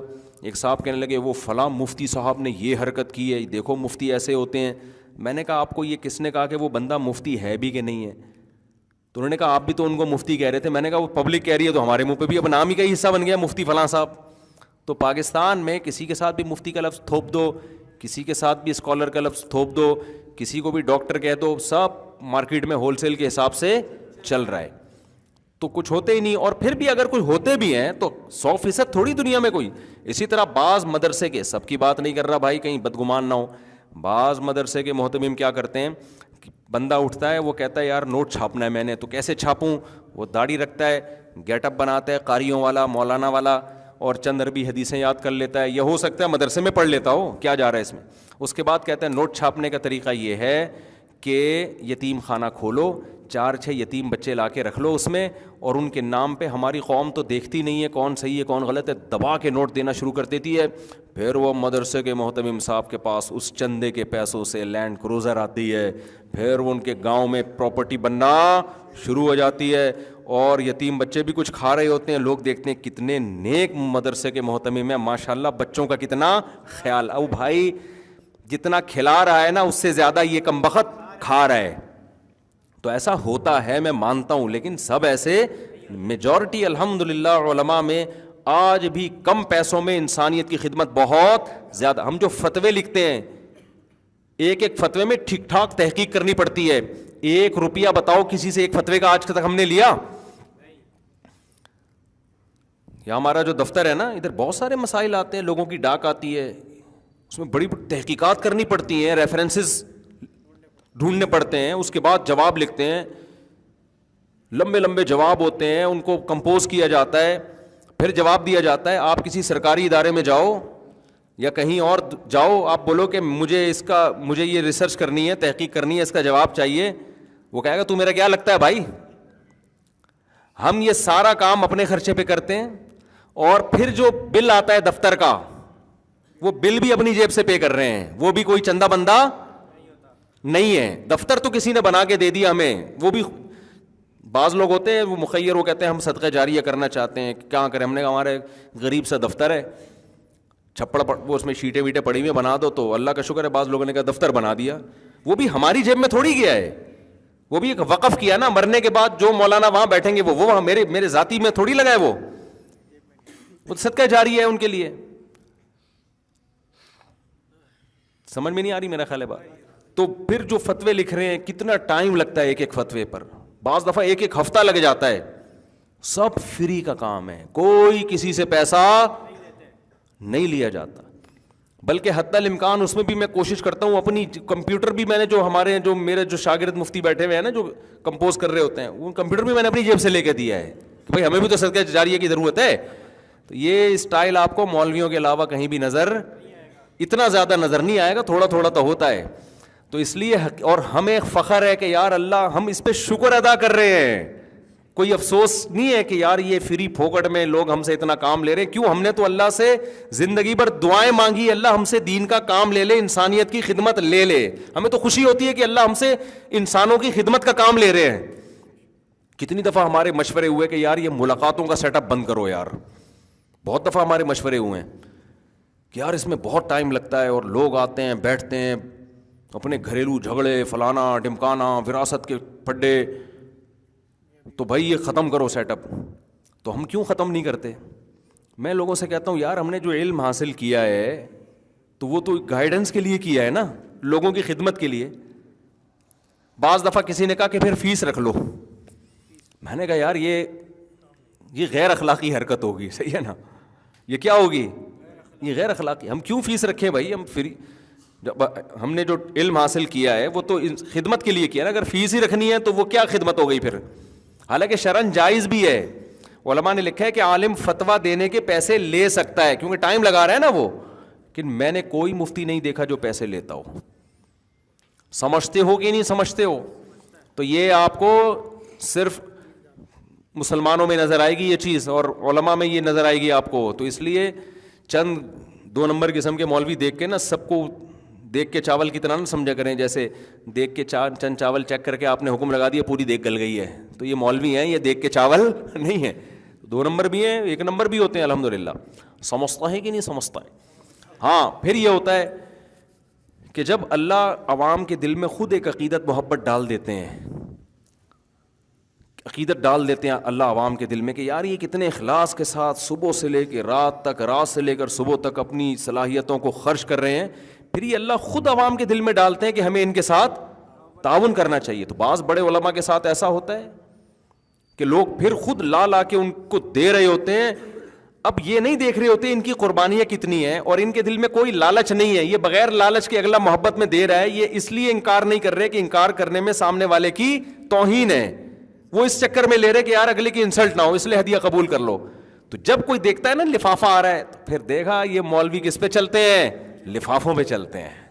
اب یہ تو جس بیان میں جاؤ 6 لفافے یہاں, ایک یہاں پر ادھر پکڑا ہے, یہ پکڑ ذرا ادھر. اب کل میں گیا نا, میں تو فری میں گیا تھا, 2.5-3 گھنٹے کا بیان ہوا, اس کے بعد سے میرا گلا بھی بیٹھا ہوا ہے. تو وہ 2-4 محبت کرنے والے بڑے انتظار کو, انہوں نے مجھے کوئی سوٹ دے دیے, وہ 3 تھیلے دیے, تینوں میں سوٹ, سلے ہوئے سوٹ ہوتے ہیں نا. اب وہ عقیدت محبت میں ہم نے لے لیا, اب کیا کر, میں نہیں لوں. اب میں وہ سوٹ اٹھا کے لا رہا ہوں, لوگ دیکھ رہے ہیں ہاں بھائی یہ ہوتا ہے مولویوں کے مزے دے گا, تھیلے بھرے ہوئے آ رہے ہیں بھائی 3 سوٹ. تو ابے بھائی ہم نہ اس لیے گئے, نہ ہماری یہ نیت تھی. تو 1 گھنٹے پہ 1 سوٹ مل گیا. ہماری نہیں ملتا پھر بھی ہم جاتے بھائی. تو اگر اب پھر بھی مل گیا تو اللہ کی نعمت ہے نا یہ, تو اللہ کی, اب اس پہ تو خوش ہو جاؤ نا کہ یار چلو مولوی کو اللہ فری پھوگڑ میں کھلا دیتا ہے. تو یہ ہے اس ہدیوں کی حقیقت. بلکہ مجھے تو کنٹینیو ایک صاحب تھے, وہ ہمارے بیچارے جدہ سے آتے تھے, جب بھی آتے کھجوروں کا ڈبہ لے کے, اجوا کھجور ہے, پھوڑ دیتا تھا پورا. مجھے اجوا کھجور بڑی پسند تھی, پھوڑنا شروع کر دی میں نے. ان کو منع کر دیا, میں نے کہا آپ ہمیشہ نہ لایا کریں. مجھے اب شک ہونے لگا ہے کہ پتہ نہیں آپ مجبور ہو کے تو نہیں لے کر آ رہے کہیں. بعض دفعہ عادت پڑ جاتی ہے نا, آدمی سوچتا ہے کہ ہمیشہ لے کے جاتا ہوں, اس دفعہ بغیر ڈبے کے گیا, ایسا نا مفتی صاحب کہیں یہ کیا ہو رہا ہے بھائی, ڈبہ ہی کہاں, ڈبہ ہی. تو میں نے ان کو منع کر دیا کہ آپ نہ لے کر آئیں. پھر وہ عقل مند آدمی تھے, رک گئے, وہ نہیں لے کر آئے پھر. تو میں یہ عرض کر رہا ہوں کہ جو مولاناؤں کو مل رہے ہوتے ہیں نا, تو یہ نہ سمجھا کریں کہ یہ آپ کو دل کی حالت کیا پتہ میرے بھائی. تو بعض دفعہ ہو جاتا ہے. اور یہ بھی ان لوگوں کو مل رہے ہوتے ہیں جو بیچارے عوام میں کام, بیچارے تو نہیں کہنا چاہیے, جو کام کر رہے ہیں عوام میں, کیونکہ مل رہے ہیں نا. جو بیچارے مدرسوں کے اندر بیٹھے ہوئے ہیں نا, جو طلبہ میں تدریس, ان کو تو یہ بھی نہیں ملتے. اور ایک بات میں KPK والوں سے کہتا ہوں یار, دیکھو میں پنجاب میں بھی رہا ہوں, میں اگرچہ موضوع ہٹ رہا ہے لیکن یہ بات آئے گی نہیں. KPK والوں سے بھی کہتا ہوں, میں پنجاب میں بھی رہا ہوں. پنجاب میں مولویوں کو ہدیے دبا کے دیے جاتے ہیں. KPK میں کھانا کھلانے میں تو ماشاءاللہ ہمارے پٹھان بھائی بہت آگے ہیں. مولویوں کو تنخواہیں نہیں دی جاتی صحیح طریقے سے, مسجدوں کے اماموں کو. اور میں ان سے KPK والوں سے کہتا ہوں, اپنی مسجد کے امام کو نا لفافے میں پیسے ڈال کے ہدیہ دیا کرو. KPK میں جو اماموں کی حالت ہے نا, وہ بہت ہی خستہ حالت. اتنی تھوڑی تھوڑی تنخواہیں ہیں, اور دے کیا رہے ہوتے ہیں, چاول کا بورا بھجوا دیا ان کے گھر میں جی. ٹھیک ہے نا بھائی, جو آپ اپنے لیے پسند کرتے ہو امام کے لیے بھی پسند کرو. خود چاہتے ہو کہ پیسے ملے نا, جب آپ جاتے ہو مدرسے میں, جو اس میں جاتے ہو آپ آفس میں, تو اگر آپ کو تنخواہ ملنے کے بجائے چاول کا بورا پکڑا دیں, آپ بولے ابے مجھے پیسے دے یار. امام پر تو یہ لازم ہے کہ وہ کبھی لوگوں کی جیبوں پہ نظر نہ رکھے. ہمارے حضرت وصیت کیا کرتے تھے کہ جس امام کے دل میں لالچ آ گئی نا, اللہ کی طرف سے ایسی پھٹکار ہوتی ہے اس کے اوپر, زندگی بھر اللہ اس کو لوگوں کا محتاج بنا دیتے ہیں. امام عالم مستغنی ہو, کس کی جیب میں کیا ہے, کون جیب میں کھجانے کے لیے ہاتھ ڈال رہا ہے, کون پیسے نکالنے کے لیے, اسے اس سے کوئی غرض نہیں ہونی چاہیے. بعض دفعہ وہ اتنا ہو جاتا ہے کہ وہ جیب میں پینٹ میں ہاتھ ڈال رہا ہے, خارش ہو رہی ہے, آپ سمجھ رہے ہو شاید پیسے نکال رہا ہوگا. تو عالم دین کو لوگوں کی جیبوں پہ نظر, بالکل ایسا استغنا ہو, 1 روپیہ نہیں بھائی, کس کی جیب میں کیا ہے. بعض دفعہ سیٹھ صاحب کسی امام کو اپنی آمدن بتاتا ہوا ڈر رہا ہوتا ہے کہ یار بتا دیا نا میں تاجر ہوں, اب یہ چندہ مانگے گا بھائی, یہ فوراً بھائی یہ پنکھا ہے, یہ فلانا, یہ ڈمکانا. یہ غلط ہے بھائی. کبھی بھی کسی ذاتی آدمی سے چندہ نہ مان گئے کہ تیری اتنی آمدن ہے تو اب یہ نل کے لگوا دے, نہ. عمومی بیان ہو, مسجد میں یہ ضرورت ہے, جس نے لگوانا ہے لگا دے بھائی, نہیں لگانا تو بھاڑ میں جاؤ, تمہاری مرضی. جو ہمارا کام تھوڑی, اللہ کا کام ہے, کرنا ہے کرو, نہیں تو نہیں کرو. امام مستغنی ہو, لیکن پبلک کو چاہیے کہ امام غریب ہے تو آپ اس کا خود خیال کرو. پنجاب میں عام طور پہ, سب جگہ نہیں لیکن عموماً پنجاب میں خیال میں نے دیکھا ہے کیا جاتا ہے, امام سے اگر مطمئن ہو جائیں نا لوگ تو پنجاب والے لوگ دبا کے لفافے دیتے ہیں. میں 1 مہینہ وزیر آباد میں نے امامت کی ہے, میں وہاں بیان 2003 یا 4 کی بات ہے یہ, تو میں تو خدا نہ خواستہ کوئی ہدیوں کی نیت سے نہیں گیا تھا, نہ میری نیت تھی, ہمیں بڑوں نے سکھایا ہی نہیں تھا, ہمیں کہا تھا فری پھوگڑ میں جا کے دین کا کام کرنا ہے. تو میں 1 مہینہ گیا اپنی فیملی کے ساتھ, میں گھر میں رہا, تو میں نے وہاں بیانات شروع کیے, صبح بیان, شام تراویح, رمضان تھا تراویح کے بعد بیان, فجر کے بعد, ظہر کے بعد مسائل. 1 مہینہ میں نے جو میں نچڑ سکتا تھا نچڑ گیا. اس کے علاوہ الگ سے بیانات, پھر ادھر بیان کے لیے ادھر بیان کے لیے. اب کیا ہو رہا ہے, ہر تھوڑی دیر میں کوئی بندہ وزیر آباد میں, حضرت یہ آپ کا تھوڑا سا کام ہے, حضرت سائڈ پہ آ جائے, جی فرمائی. میں نے کہا مسئلہ پوچھ رہے, میں نے کہا ابے نہیں بھائی نہیں حضرت, میں نے کہا یار اچھا آ گئے بڑا کام زبردست یار, گننا بھائی یہ کیا ہے. دوبارہ ہم نے شروع کیا. الحمدللہ اپنے دل کا خیال کرتے تھے کہ لالچ پیدا نہ ہو, بس اللہ کی طرف سے اب اتنے اخلاص سے دے رہے ہیں. پھر ہم بیٹھ گئے, جی ہم نے بیان کیا, پھر کوئی سیٹھ صاحب آئے, حضرت وہ آپ سے ذرا کام ہے. 1 مہینہ میں رہا ہوں, سحری افطاری, اب گھر میں سحری بنانے نہیں دی ان لوگوں نے, 1 دن سحری نہیں بنانے دی. کبھی کوئی اٹھ کے آ رہا ہے وہ دودھ لے کر آ رہا ہے, کبھی کوئی دہی لے کر آ رہا ہے, یہ سحری پائے لے کر آ رہا ہے, افطاری میں چیزیں. ابے میں نے کہا یار کیا ماشاء اللہ یہ پنجاب کے لوگ مولوی, تبھی تو اتنے ماشاء اللہ مولانا بھی وہاں کے. میں ایک باریک سا تھا بالکل, وہاں جتنے میں نے مولانا دیکھے نا ماشاء اللہ زبردست قسم کے. اور ایسے مولانا, میرا ایک جگہ بیان ہوا کہ مفتی طارق مسعود صاحب کراچی کے مولانا آ رہے ہیں, اس وقت ظاہر ہے یہ ویڈیو وغیرہ نہیں ہوتی تھی, خطیب آ رہے ہیں بیان کے لیے. میں گیا تو لوگ تلاش کر رہے ہیں وہ خطیب کہاں ہے بھائی.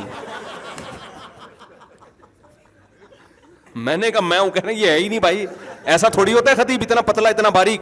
اب تو میں پھر بھی وزنی ہو گیا تھوڑا سا, اس وقت میں بالکل باریک تھا. تو کہہ رہے ہیں یہ کہاں سے ہو گئے, یہ کون سا ہے. میں نے کہا بھائی ہم کراچی میں اسی ٹائپ کی, یہ جو تم لوگ کو پائے اور یہ بریانی پھڑوائی جا رہی ہے نا, یہ پنجاب میں پھڑوائے, کراچی میں ایسا کوئی سیٹ اپ نہیں ہے. عزت دیتے ہیں کراچی میں بھی الحمدللہ, لیکن وہ پنجاب کا تو ایک الگ ہی حساب کتاب ہے. وہ صبح جناب سحری آ رہی ہے, پھر افطاری آ رہی ہے, پھر یہ آ رہا ہے, بھائی بس کرو, پھر لفافے الگ آ رہے ہیں. تو میں جب آیا تو میری جیبیں کیا ہیں بھری ہوئی. ہم نے کہا بہت مزے ہو گئے بھائی. پھر انہوں نے مجھے روکا کہ حضرت یہاں اب آپ امامت کرو گے. پھر وہ روزانہ آپ بیٹھتے تھے, اب آپ کو جو ہے نا, بڑے خوش تھے میرے بیانات سے وہ. انہوں نے کہا اب جو ہے نا آپ یہاں یہ گھر بھی آپ کو دیں گے, حج بھی آپ کو کرائیں گے, اور تنخواہ بھی, وظیفہ بھی اچھا ملے گا. آپ نے اب کراچی جا رہے ہو, ماں باپ سے ملو اور واپس آ جاؤ. میں نے کہا یہ نہیں ہو سکتا. حالانکہ مجھے پتا تھا کراچی میں یہ, ابھی تک میں تھوڑا سا ہی فرق آیا ہے. مجھے پتا تھا کراچی میں یہ مزے نہیں ہیں. میں نے کہا نہیں. تو میں نے کہا بھائی میں جامعۃ الرشید کا آدمی ہوں, میرے بڑے شیخ ہیں, ان سے پرمیشن لے لو. ہم نے اپنے آپ کو ان کے حوالے کیا ہوا ہے, وہ جہاں تشکیل کریں گے ہم وہاں جائیں گے. تو ہمیں اس سے کوئی غرض نہیں ہے کہ آپ ہدیہ دے رہے ہیں, کہ آپ کی محبت ہے, یہ ہم دل و جان سے, آپ نے اتنا ہمارا خیال کیا تو بڑی محبت ہے. لیکن یہ کہ اگر وہ یہ بہتر سمجھیں گے کہ میرا یہاں رہنا ضروری ہے تو آپ نکالنے کی بھی کوشش کرو گے نا, ہم یہاں سے نہیں جائیں گے. اور اگر وہ یہ سمجھیں گے میرا واپس جانا ان کی نظر میں بھائی دین کی خدمت کے لیے زیادہ بہتر ہے, تو آپ میرے پاؤں میں زنجیریں ڈال دو, آپ کروڑوں روپے میرے قدموں میں لا کے رکھ لو, آپ بولو حج کیا ہر سال حج کرائیں گے, میں یہاں نہیں ٹھہروں گا. تو ان کو اندازہ ہو گیا کہ بھائی اس کی گوٹ اس کے ہاتھ میں نہیں ہے, یعنی یہ جو ہے نا ان کے بڑوں سے پوچھنا پڑے گا. تو بڑوں نے اجازت نہیں دی کہ نہیں آپ کو آنا پڑے گا, آپ کراچی واپس آ جاؤ. تو میں واپس آ گیا. اس کے بعد دوبارہ جو تھوڑا بہت بڑا تھا کراچی کے ماحول میں وہیں ویسے ہی آ گیا دوبارہ. یہ تو میں اپنی ذمہ داری پہ موٹا ہوا ہوں, جو تھوڑا بہت ہوا ہوں میں اپنے خرچے پہ. لیکن مجھے ایک اندازہ ہو گیا یار پنجاب والے مولاناؤں کو ماشاء اللہ کھلاتے ہیں. تو کے پی کے میں بھی سخاوت ہے, یہ نہیں ہے کہ سخاوت نہیں ہے, لیکن کچھ چیزیں ایسی ہوتی ہیں جو توجہ دلانی پڑتی ہے. کھلاتے کے پی کے والے بھی بہت ہیں ماشاء اللہ, لیکن اماموں کی پیسوں سے مدد جتنا پنجاب میں رواج ہے وہ رواج نہیں ہے. اچھا یہ کہہ رہے ہیں کہاں؟ ایبٹ آباد میں. تو پشاور وغیرہ کی, مردان, پشاور, ان شہروں کی بات کر رہا ہوں نا. ایبٹ آباد تو پنجاب ٹائپ کا ہی لک ہے نا اس کا. تو کے پی کے میں کئی عرصے سے سوچ رہا تھا کے پی کے والوں کو بولوں گا آپ لوگ, سخاوت تو بھائی کے پی کے میں بہت ہے, اس میں تو کوئی دو رائے نہیں ہو سکتی. وہاں سے تو بغیر کھائے بھاگنا بہت مشکل ہے. صحیح ہے. ایک دفعہ تو ہم اتنا کھلایا ہمارے پٹھان بھائیوں نے, میں تو بہت محدود کھاتا ہوں, نکلا پھر دوسرا آیا, چل بھائی مفتی طارق مسعود ہے وہی جو ویڈیو والا, آ جا بھائی, ہم پناہ مانگ رہے ہیں یار, بس بھائی نہیں کھا سکتے یار. خیر ان کی محبت بہرحال, وہ پھر بھی جوس ووس لے آئے, ہم نے کہا چلو ساتھ رکھ لیں گے, جب یہ والے کی تہ ذرا بیٹھے گی نا پھر انشاءاللہ کھائیں گے. سخاوت بہت ہے, اس میں دو رائے نہیں ہے, لیکن علماء کے ساتھ مالی تعاون جتنا ہونا چاہیے میرا خیال ہے اتنا نہیں ہے. تو کے پی کے میں مولاناؤں کی مالی لحاظ سے حالت تھوڑی کمزور ہوتی ہے, تو اس کو توڑا. لیکن عالم کو بہرحال یہی چاہیے وہ کبھی بھی کسی پہ نظر نہ رکھے, جو استغنا کے ساتھ وقت گزارے. کہاں سے کہاں بات چلی گئی, دوبارہ سے جلدی سے ہم اس کی طرف آتے ہیں جو میں بات لے کے چلا تھا کہ بھائی جو مذہب نے آپ کو گائیڈنس دی ہے نا, ہم جو بات کریں گے تو وہ نسبت کس کی طرف ہوگی؟ اللہ کی طرف ہوگی. اگر وہ اللہ ہی کی طرف ہے تو اس میں غلطی کا امکان نہیں ہے, اس میں رجوع نہیں ہوگا. اسلام نے جو بات 1400 سال پہلے کہی تھی وہی بات, وہی اصول اسلام کے آج بھی موجود ہے. 1920 تک خلافت عثمانیہ چلی ہے انہی قوانین پر. آج بھی بہت سارے اسلامی کنٹریز انہی قوانین پہ چل رہے ہیں. کچھ تبدیلیاں انہوں نے کی ہیں, وہ زمانے کے لحاظ سے نہیں, وہ تو خواہش نفس کی بنیاد پہ کی ہیں انہوں نے. تو اپنے گھروں میں بھی میرے بھائی اسلام لے کر آؤ, اپنی ذات پہ بھی کیا لے کر آؤ؟ اسلام. یہ قابل تبدیل نہیں ہے. اگر آپ نے اسلام کے علاوہ کوئی اور لائف اسٹائل اختیار کیا نا, ٹھوکریں کھاتے رہو گے اور رائے آپ کی چینج ہوتی رہے گی. آج ادھر, کل ادھر, پرسوں ادھر, پھر کبھی وہ صحیح لگے گا, کبھی گٹکے والا صحیح لگے گا آپ کو, صحیح ہے نا, کبھی لوگ کہیں گے گٹکا تو صحیح نہیں ہے, چھٹا ہونا چاہیے, کبھی آپ کو چرسی صحیح لگیں گے, پھر آپ کہو گے یار پینے کا بھی تو ٹرائی کر کے دیکھیں نا, پھر کبھی آپ کہو گے یار فلمیں دیکھنی چاہیے, کبھی نہیں دیکھنی چاہیے, کبھی یہ ہونا چاہیے, کبھی وہ ہونا چاہیے, گرل فرینڈ ہونی چاہیے, نہیں ہونی چاہیے, ابا اماں کے ساتھ کیسا سلوک کرنا چاہیے, ہونا چاہیے یا نہیں ہونا چاہیے. اور بھائی یہ بحث کو ختم کر دو, جو اللہ رسول نے کہا وہ ہوگا, جو کہا کہ نہیں کرو وہ نہیں ہوگا, ختم. اللہ اس کے رسول نے ہر قسم کے نشے کو حرام قرار دے دیا. کیا خیال ہے, اب نہ چرس ہوگی, نہ ہیروئن ہوگی, نہ گٹکا ہوگا. کیوں گٹکا کیوں نہیں ہوگا؟ اس لیے کہ نقصان دہ چیز ہے بھائی. لا تہلکوا انفسکم, ہم اپنی باڈی کے مالک نہیں ہیں. اللہ نے کہا اپنی جان کو تم ہلاک نہیں کر سکتے. یہاں تک فقہاء نے لکھا ہے کہ جو نوالا آپ نے کھانا کھایا نا, پیٹ بھر گیا, الدر المختار فقہ کی بڑی زبردست کتاب ہے. کل ایک صاحب مجھے کھانے پہ ملے, کہنے لگے کہ یہ فقہ کے حوالے نہ دیا کریں آپ, قرآن حدیث کی بات کیا کریں. میں نے کہا اس کا مطلب فقہ جو ہے نا وہ تورات اور انجیل سے اخذ کیا گیا ہے. کیسا دماغ بن رہا ہے یار لوگوں کا.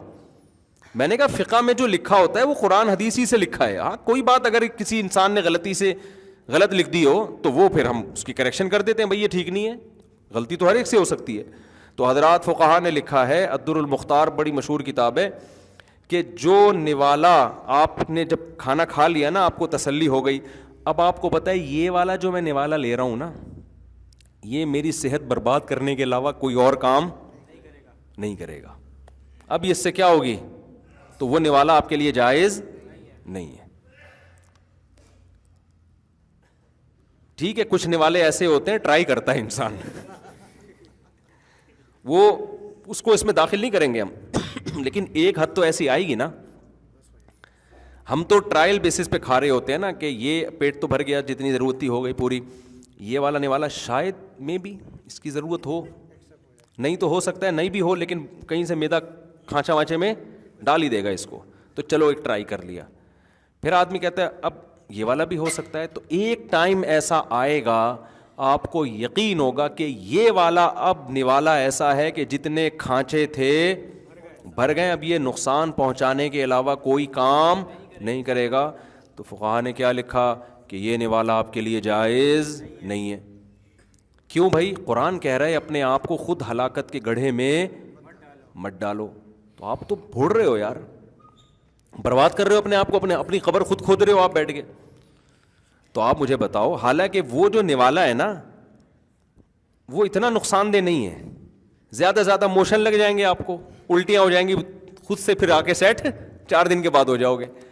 لیکن یہ جو گٹکے کا نوالا ہے نا, یہ اس سے کئی گنا زیادہ نقصان دہ. میں نے اپنے دوستوں کو, جو اسکول میں ہمارے دوست تھے گٹکا کھایا کرتے تھے, 3 موتیں تو میرے سامنے ہیں جوان اپنے دوستوں کی, جن میں ایک کی 35 سال عمر ہوگی, 36 سال ہوگی, ایک کی میرا خیال ہے 30 سال ہوگی, ایک کی بھی اسی طرح ہی, 3 بندے.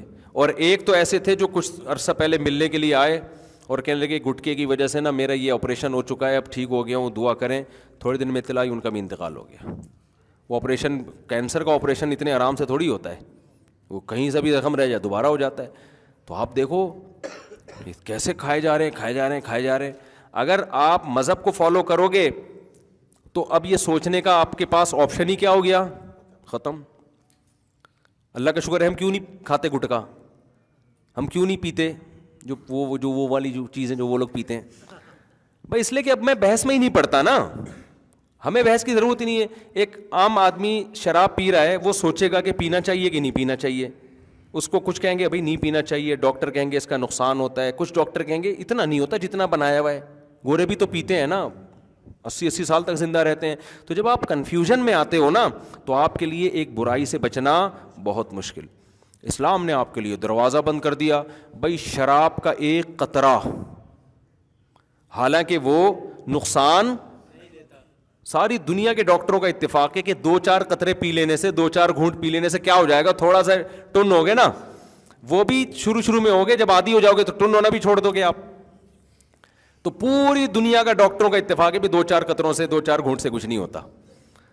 لیکن اسلام نے ایک قطرے پر بھی آپ پر کیا لگا دی, پابندی. اب اگر آپ مذہب کو فالو کرو گے, یار اس کنفیوژن سے ہمیشہ کے لیے مذہب نے ہمیں نکال دیا. اس کو تو یہ تو کپڑوں پہ لگ جائے تو کپڑا دھونا پڑتا ہے, پینا تو بہت دور کی بات.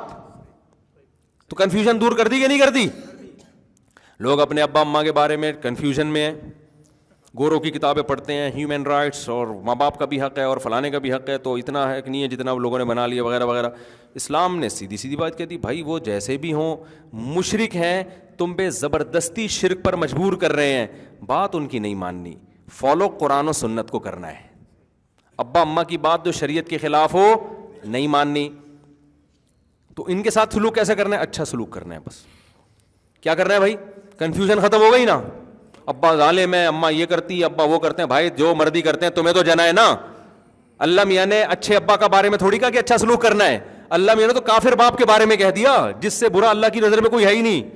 کنفیوژن ختم ہو گئی کہ نہیں ہو گئی؟ ابھی ایک صاحب بیان میں کہہ رہے تھے کہ ابو جہل کی بیوی جو ہے وہ بھی تو ماں ہے, اس کے قدموں میں کہاں سے جنت. بھائی ابو جہل کی یا ابو لہب کی بیوی کافر ہے, اس کے قدموں میں اس کے لیے جنت نہیں ہے, اس کی اولاد کے لیے بہرحال جنت ہے. چاہے کسی کی ماں ابو جہل کی بیوی کیوں نہ ہو, تو بچوں کے لیے قرآن کا حکم یہی ہے کہ اس نے اپنی ماں کے ساتھ اچھا سلوک کرنا ہے, چاہے وہ جائے جہنم میں, وہ اس کا ہیڈک ہے, وہ اللہ جانے وہ جانے.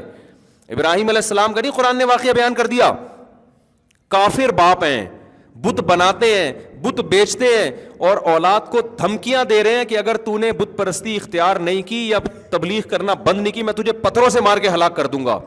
لیکن کیا کہہ رہے ہیں, سلام علیک, کیا کہہ رہے ہیں, آپ پر سلامتی ہو. ساستغفر لک ربی, میں آپ کے لیے اپنے رب سے کیا کروں گا, استغفار. بعد میں اللہ نے پابندی لگا دی استغفار پر, لیکن ابراہیم علیہ السلام کا رسپانس تو یہی گیا, انہو کان بی حفیہ, میرا رب آپ پہ مہربان ہو یا نہ ہو, مجھ پہ ہے بہرحال, تو ہو سکتا ہے میری وجہ سے آپ کو بخش دے. کیسا خوبصورت رپلائی ہے یا نہیں ہے؟ تو کنفیوژن مذہب نے ختم کی کہ نہیں کی؟ ہاں ایک اشکال آپ کو ہوگا کہ یار اتنا نیک بن کے ابا کے سامنے ہے بڑا مشکل کام, کیونکہ بعض دفعہ ابا بالکل ہی کنٹرول سے باہر ہوتے ہیں. اب اتنا ہی جھکے رہو گے تو کوٹتے رہیں گے, پیٹتے رہیں گے, دباتے چل. آج مسئلہ یہی ہے نا کہ جو بچہ شریف ہو, ماں باپ اسی کو دباتے چلے جاتے ہیں. تو قرآن نے وہ کنفیوژن دور کر دی. ان تکونوا صالحین فانہ کان للأوابین غفورا, تم نیک بننے کی کوشش کرو, غلطی ہو جائے تو توبہ کر لو, اللہ معاف کر دے گا. یعنی ہم نے یہ تھوڑی کہا کہ بالکل ابراہیم جیسے بن جاؤ, وہ تو اللہ کے خلیل تھے, تم تو کراچی میں رہتے ہو, یہاں تو ڈپریشن کے اور بہت سارے مسائل ہیں. تو کوشش کرو, اللہ نے کوشش کا مکلف بنایا, اس کے خلاف کبھی ہو جائے تو کیا کرو, اللہ سے توبہ استغفار, ہے اللہ غلطی ہو گئی, غصے میں نے منہ سے ابا کے سامنے یہ لفظ نکل گیا, مجھے معاف کر دے, آئندہ میں کنٹرول کرنے کی کوشش کروں گا. دوبارہ ہو جائے دوبارہ توبہ کر لو, 3 دفعہ ہو جائے 3 دفعہ توبہ کرو, کوشش کرو کہ آئندہ نہ ہو. 100 بار ہوتا رہے 100 بار توبہ کرتے رہو.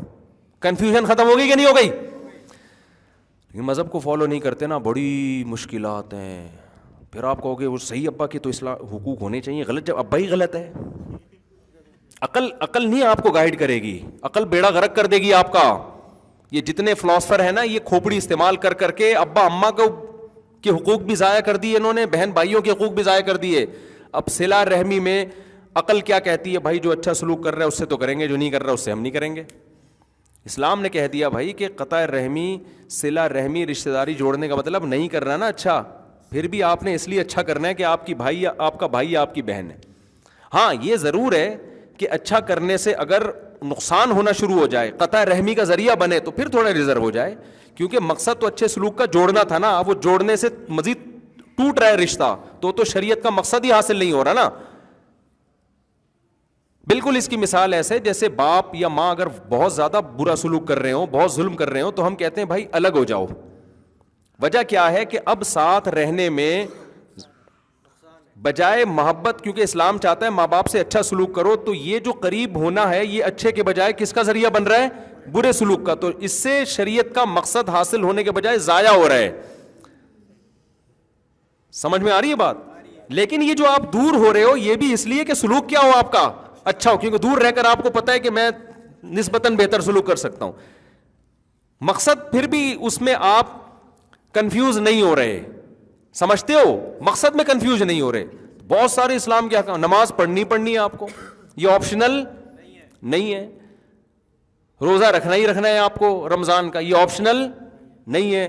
زکوٰۃ نکالنی ہے, قربانی اگر واجب ہے تو کرنی ہی کرنی ہے, لوگوں سے مسکرا کے بات کرنی ہے, ٹھیک ہے نا. حدیث میں آتا ہے مسکرا کے بات کرنا صدقہ ہے. غصے میں کبھی اونچ نیچ ہو جائے تو استغفار کرنا ہی کرنا ہے. تو یہ بھی لچک بھی رکھی ہے, کیونکہ نیچرل ہے نا, نیچر ہے نا. تو انسان تھوڑی کوئی لوہے کا بنا ہوا ہے بالکل ایک دم سیدھا چلتا رہے گا, آڑے ترچے ہوتے رہو تو دوبارہ لائن پہ. ابے کراچی کی روڈوں پہ سفر جو کرتا ہے اس کو تو یہ مسئلہ بہت اچھی طرح سمجھ میں آتا ہے نا. آپ بتاؤ کراچی میں کوئی ایک مائی کا لال ایسا ہے جس نے ہمیشہ پورا روڈ پہ ہی سفر کیا ہو؟ کچے میں اتارنا پڑتا ہے آپ کو, کھڈا آ رہا ہے آگے, گٹر آ رہا ہے. ابھی میں نیو کراچی کے راستے سے جا رہا تھا تو وہ ایک اتنا بڑا گٹر کھلا ہوا ہے نا, اس سے ایسی نہریں بہہ رہی ہیں نا گٹر لائنوں کی. نیو کراچی میں دیکھا ہے آپ لوگوں نے آگے جا کے؟ میں نے اپنے جو میرے گارڈ تھے ان سے میں نے بولا کہ یار یہاں گاڑی روکتے ہیں. ابھی ہم نے سوئٹزرلینڈ کے ولاگ بنائے, پیرس کے بنائے, جرمنی کی آبشاریں, میں نے کہا بہترین ہو جائے گا یار. تو میں نے کہا دیکھو ایسا نہیں ہے کہ ہمارے پاس آپ جا کے دیکھو میرے مشورے پر. جب آپ نیو کراچی والے راستے سے گلشن معمار جاتے ہو نا, راستے میں پورا جو سوات کا دریا ہے نا, مذاق نہیں کر رہا میں, آپ سمجھو گے یہ دریا اتنا پانی گٹروں سے ابل رہا ہے. آج صبح اس میں ایک ٹرک الٹا ہوا تھا نا. اچھا میں روزانہ دیکھتے تھے اس میں ٹرک الٹ کیوں نہیں رہے, اتنے بڑے بڑے کنٹینر کی, آپ اس کی حوصلے کو داد دو ڈرائیوروں کے کہ اتنے بڑے بڑے کنٹینر, وہ بھی حوصلہ گورا ہوگا وہ چھوڑ چھاڑ کے چلا جائے گا, بھائی میں کنٹینر الٹ جائے گا, لیکن رسک لیتے ہیں ہمارے ڈرائیور, رسک لیتے ہیں. یار گزار کے دیکھو یار, اللہ بڑا مہربان ہے. ایسے یار میں تو یعنی وہ بھائی مجھے ڈر لگ رہا ہے یہ کنٹینر الٹے گا تو 25-30 آدمی یہاں ہلاک ہو جائیں گے. وہ لوگ بھی رسک لے رہے ہیں, وہ نیچے سے آرام سے گزر رہے ہیں, نہ ان کو ڈر لگ رہا ہے نہ کنٹینر والے کو ڈر لگ رہا ہے. تو میں حیران کہ یار یہ الٹا, آج دیکھا الٹا ہوا ہے, ایک پھنسا ہوا ہے وہاں پہ, آدھا یوں ہوا ہے 45 کے زاویے پہ نا, گرا بھی نہیں ہے اور اللہ نے ایمان کی برکت سے اس کو بچا لیا. ڈرائیور پتہ نہیں کہاں سے اترا ہوگا, دیکھا تھا نا, یہ بھی میرے ساتھ تھا, اس سے پوچھ لیں, یوں ٹرک یوں ہوا ہے. پھر ہم نے کہا اب تو راستہ ہی بند ہو گیا, کم از کم ایک آبشار کے بیچ میں سے ہم گاڑی لے کے جایا کرتے تھے. اب ہم گلیوں میں گھسے ہیں تو گلیوں میں گھس کے آگے جا کے گئے ہیں تو تمبو لگا ہوا ہے, کیونکہ کوئی کسی کو تمیز ہی نہیں ہے, شادی کرنا عقیقہ کرنا ہے, روڈ بلاک کر کے تمبو لگا کے کھڑے ہو جاؤ. ایک طرف ہم پیرس سے ہو کے آ رہے ہیں, وہ خوبصورت مناظر, ٹریفک, تمیز. اپنے کراچی میں آئے تو آبشاروں کے اسٹائل کیا ہو گئے. تو ہم اتنی مشکل سے گاڑی گھما گھما کے گلیوں میں گیا ہوں, وہ تمبو لگایا ہوا ہے آگے, بھائی پتہ نہیں کیا ہو رہا ہے, عقیقہ ہو رہا ہے, کسی کی بہن کی شادی ہو رہی ہے, کسی کی باپ کی شادی ہو رہی ہے, کیا ہو رہا ہے, ابھی کوئی تمیز نہیں ہے یار یہ روڈ پہ تم نے لگا. پھر وہاں سے نکلے, پھر گھما گھما کے اتنی مصیبت سے یوں کر کے کلاس میں 15 یا 20 منٹ میں رکھا لے لیٹ پہنچاؤں گا. تو میں نے یہ سوچا کہ میں نے کہا یار یہاں ایک ولاگ بناتے ہیں ہم, کہ آئیے ہم پہلے, میں اس میں یہ کہوں گا آئیے آپ نے پیرس کی آبشاریں دیکھیں, ابھی تو ویسے دکھائی نہیں ہے, گرمیوں میں جائیں گے تو دکھائیں گے انشاءاللہ, اور سوئٹزرلینڈ میں, اور آئیے ہم آپ کو کراچی خوبصورت آبشار, اور پھر یوں کر دو آپ گٹر کے نا ابل کے اتنے ابل رہے ہیں نا لائن سے. اور یہ جو ہمارا شاگرد ہے نا, یہ جو گارڈ ہے, یہ اس کا گھر ہے اس طرف. جب ابھی بارشیں نہیں ہو رہی تھیں تو اس نے کیا کیا ہے بیچارہ, اگلے دن میرے پاس آیا, کہہ رہا میں بائک لے کے جا رہا ہوں, میں یہاں تک پانی میرے, اور 3 بوڑھے, ایک بیچاری بوڑھی عورت اور 2 بوڑھے آدمی پانی میں بہہ رہے ہیں. خیر بچا لیا ان کو زندہ. تو یہ حالات ہیں یار, آپ خود اندازہ لگاؤ, اللہ آپ شارے ہیں. تو شکر ہے خوشی اس پہ ہوئی کہ وہ مجھے اس پہ نہیں ہوئی تھی کہ گر گئے ہیں, غم خوشی بچنے کی ہوئی جب انہوں نے بتایا نا ان بوڑھوں کو ہم نے نکال لیا. تو یہ حالات ہیں, یہ بارش کے بغیر یہ آبشاریں ہیں. بارش ہو تو حسن کے مناظر, وہ تو ایسا مزہ ہوتا ہے کہ بھائی وہ تو سوئٹزرلینڈ تو کچھ بھی نہیں اس کے مقابلے میں. یہ حسن ہے ہمارے کراچی کا الحمدللہ. تو خیر کہاں سے کہاں بات چلی گئی یار, یہ کیا چل رہا تھا. بس بات کو ختم کرتا ہوں میں, بہت ہو گیا. ہاں تو میرے بھائی میں یہ بات کر رہا تھا کہ مذہب پہ چلو گے نا تو آپ کی کنفیوژن دور ہو جائے گی. آپ کو ایک ٹریک نظر آئے گا, یہ سیدھا راستہ ہے. تو اس میں اگر جیسے کراچی کی یہاں مثال آئی تھی کہ بھائی تھوڑا سا آگے گٹر مٹر آ بھی گیا تو اٹھا کے پھر بھی روڈ پہ ہی آنا ہے نا, یہ تھوڑی کہ اسی میں نہر میں ہی بہہ جائے گا جا کے وہ. تو اگر تھوڑا بہت انسان سے غلطی ہو جائے, آڑا ترشا ہو جائے, ابا کے سامنے کبھی اونچی آواز سے بات ہو گئی, کبھی بدتمیزی ہو گئی, تو بھائی توبہ کا دروازہ کھلا ہوا ہے. اچھا آخری بات, ابا سے بھی معافی مانگنی چاہیے کہ نہیں مانگنی چاہیے؟ تو اگر کبھی کبھار ہو جائے تو ابا سے بھی مانگیں, اگر آپ کی عادت ہی ہو گئی ہے تو صرف اللہ سے ہی مانگ لیں. کیونکہ بار بار معافی مانگتے ہوئے بھی وہ شرم کی بات نہیں ہے. اچھا یہ وہ ابا بھی اس سے پریشان ہو جائے گا کہ بس کر یار کوئی اور کام کر دو. تو پھر اللہ سے مانگو اور اپنے اوپر کوئی جرمانہ رکھ لو. تو یہ ایک اصول اور ضابطہ شریعت نے, اور بہت سارے اس میں احکام ہیں, لیکن کنفیوژن نہیں ہے. سمجھتے ہو, کسی اسلام کو چھوڑو گے کنفیوژن ہی, ساری زندگی ٹھوکریں ہی کھاتے رہو گے, اسی میں مر جاؤ گے. تو یہ ہے حساب کتاب. تو اللہ تعالیٰ ہمیں سیدھے راستے پہ چلنے کی توفیق عطا فرمائے, موٹیویشن ہمیں اسلام سے لینے کی توفیق عطا فرمائے, جو میں نے اصل بیان شروع کیا تھا. اور وہ جو پھر ایک دم آتا نا, یہ ایک دم کر کے یوں ایک بات ہمیشہ یاد رکھنا, بولا بھائی تو اگر شریعت کے مطابق کر کچھ اور کام کر لو, تو جا کے اسلام کے مطابق بات کر رہا ہے تو ایک نہیں تیری 6 باتیں یاد رکھیں گے ہم, ٹھیک ہے نا. اسلام کے مطابق نہیں کر رہا تو پھینکنے پر گورنمنٹ کی طرف سے کوئی پابندی نہیں ہے, پھینکتے رہو بیٹھ کے. اچھا میرے بھائی, آپ کے نوجوان, آپ کے بیان میں نوجوان زیادہ تو ان کو ترغیب میں داڑھی رکھ لیں. بھائی میں نوجوانوں کو کہتا ہوں, دیکھو در جوانی توبہ کردن شیوائے پیغمبری, جوانی میں توبہ کرنا پیغمبروں کا کام ہے. تو جوانی میں داڑھی رکھ لو یار, سمجھ میں آ رہی ہے بات, اس کا ثواب ملے گا, ہمت کر لو. اچھا بھائی مفتی صاحب, لوگ آپ کے بارے میں تبصرے کرتے ہیں کہ آپ کو دین کے مٹنے کا غم نہیں ہے, آپ ہر وقت بیانات میں ہنسی مذاق کرتے رہتے ہیں. دین کے مٹنے کا غم کا کیا میں دکھڑا لوگوں کے سامنے بیٹھ کے روؤں؟ اگر مٹنے کا غم نہ ہوتا تو ہم یہ بیان کرتے بیٹھ کے, فری پھوکٹ والا بیان. وہ لوگ اس پہ اشکال کرتے ہیں, یوٹیوب چینل بھی تو ہے نا مونیٹائز ہے, تو یوٹیوب چینل تو بعد میں مونیٹائز ہوا ہے نا, اور وہ مجھے تو وہ تو کیا بھی جس نے چینل بنایا ہے ایڈمن نے, وہ مونیٹائز جب نہیں تھا تو بھی ہم اسی طرح بیان کر رہے تھے, مونیٹائز ہے تو بھی اسی طرح بیان کر رہے ہیں. اس کی مونیٹائزیشن سے ہمارے بیانات کی صحت پہ کوئی فرق نہیں پڑا, سمجھتے ہو. تو یہ وہی ہے کہ کوئی آپ کو کچھ بھی لا کے گفٹ پکڑا دے تو وہ دے رہا ہے گفٹ, نہیں بھی دیتا تو بھی کر رہے تھے. تو یہ تو اب یوٹیوب تو چینل ہی اب آیا نا, بیانات تو ہم کب سے کر رہے ہیں, وہ تو بہت عرصے سے کر رہے ہیں. تو اس لیے میرے بھائی دین کے مٹنے کا غم نہیں. باقی یہ کہ ہر آدمی کا اپنا مزاج ہوتا ہے, ایک اگر میں رونے دھونے کی باتیں غم لے کے بیٹھ جاؤں تو دین اس سے زندہ نہیں ہوگا. اس بات کا خطرہ ہے کہ اور ہی مٹنا نہ شروع ہو جائے. میں سویڈن میں تھا نا, تو وہاں ایک خاتون آئی, ان کے ہسبینڈ بھی وہ اتنے متاثر تھے, وہ دونوں میاں بیوی اتنے زیادہ وہ جذباتی ہو رہے تھے نا ملاقات کر کے. انہوں نے کہا کہ ہماری بچی تھی بالکل لبرل ہو گئی تھی, الحاد, اور یہ بیان بھی وہ سنیں گے, بالکل الحاد کی طرف جا رہی تھی. وہ سمجھا کے ہم تھک گئے نا اس ماحول میں. یہ ایک کیس نہیں ہے, بہت سے لوگوں کے ایسے کیس ہیں. تو انہوں نے جب بیانات سننا شروع کیے تو آہستہ آہستہ کیا ہوا کہ تو کیونکہ سنتے ہی نہیں تھے, کسی کو سن ہی رہے تھے. تو ہر آدمی کا اللہ نے وہ اتنے یعنی شکریہ ایسا لگ رہا تھا ان بیچاروں سے ادا ہو نہیں رہا کہ کیسے ہم شکریہ ادا کریں. تو اگر میں نوٹس تیار کرنا یا ریکارڈ رکھنا شروع کر دوں نا, کتنے نوجوانوں نے توبہ کی ہے, کتنوں کی زندگیاں بدل گئیں, کتنوں کو اسلام کی توفیق ملی, کتنے غیر مسلم بھی مسلمان ہوئے ہیں بیانات سن کے, میں ریکارڈ رکھنا شروع کر دوں تو بہت موٹا رجسٹر تیار ہو سکتا ہے. لیکن میں یہ ریکارڈ رکھتا نہیں ہوں کہ اگر اللہ کے ہاں قبول ہے تو بغیر ریکارڈ کے بھی قبول ہے, قبول نہیں ہے تو ریکارڈ رکھ کے کرنا کیا ہے. ہمارے حضرت ریکارڈ رکھا کرتے تھے. جو لوگ بھی ہمارے حضرت کے بیان سن کے توبہ کرتے ان کا ریکارڈ رکھتے موٹیویشن کے لیے, لیکن میں نہیں رکھتا ریکارڈ. تو ایسا نہیں ہے کہ فائدہ نہیں ہے, الحمدللہ بہت. باقی یہ کہ میں ہنسی مذاق تو بھائی جو اپنا انسان مزاج چینج نہیں کر سکتا. میں نے کبھی بیان میں کسی کی نقل مارنے کی کوشش نہیں کی, وہ ایسا کرتا ہے تو میں بھی ایسا کروں. ہمارا اپنا اسٹائل ہے, اس کا اپنا اسٹائل ہے. اور دوسرے علماء بھی کام کر رہے ہیں الحمدللہ, وہ زیادہ اچھا کام کر رہے ہیں, ہم ان جیسا کام کر نہیں رہے ہیں, کر نہیں سکتے, نہ کر رہے ہیں.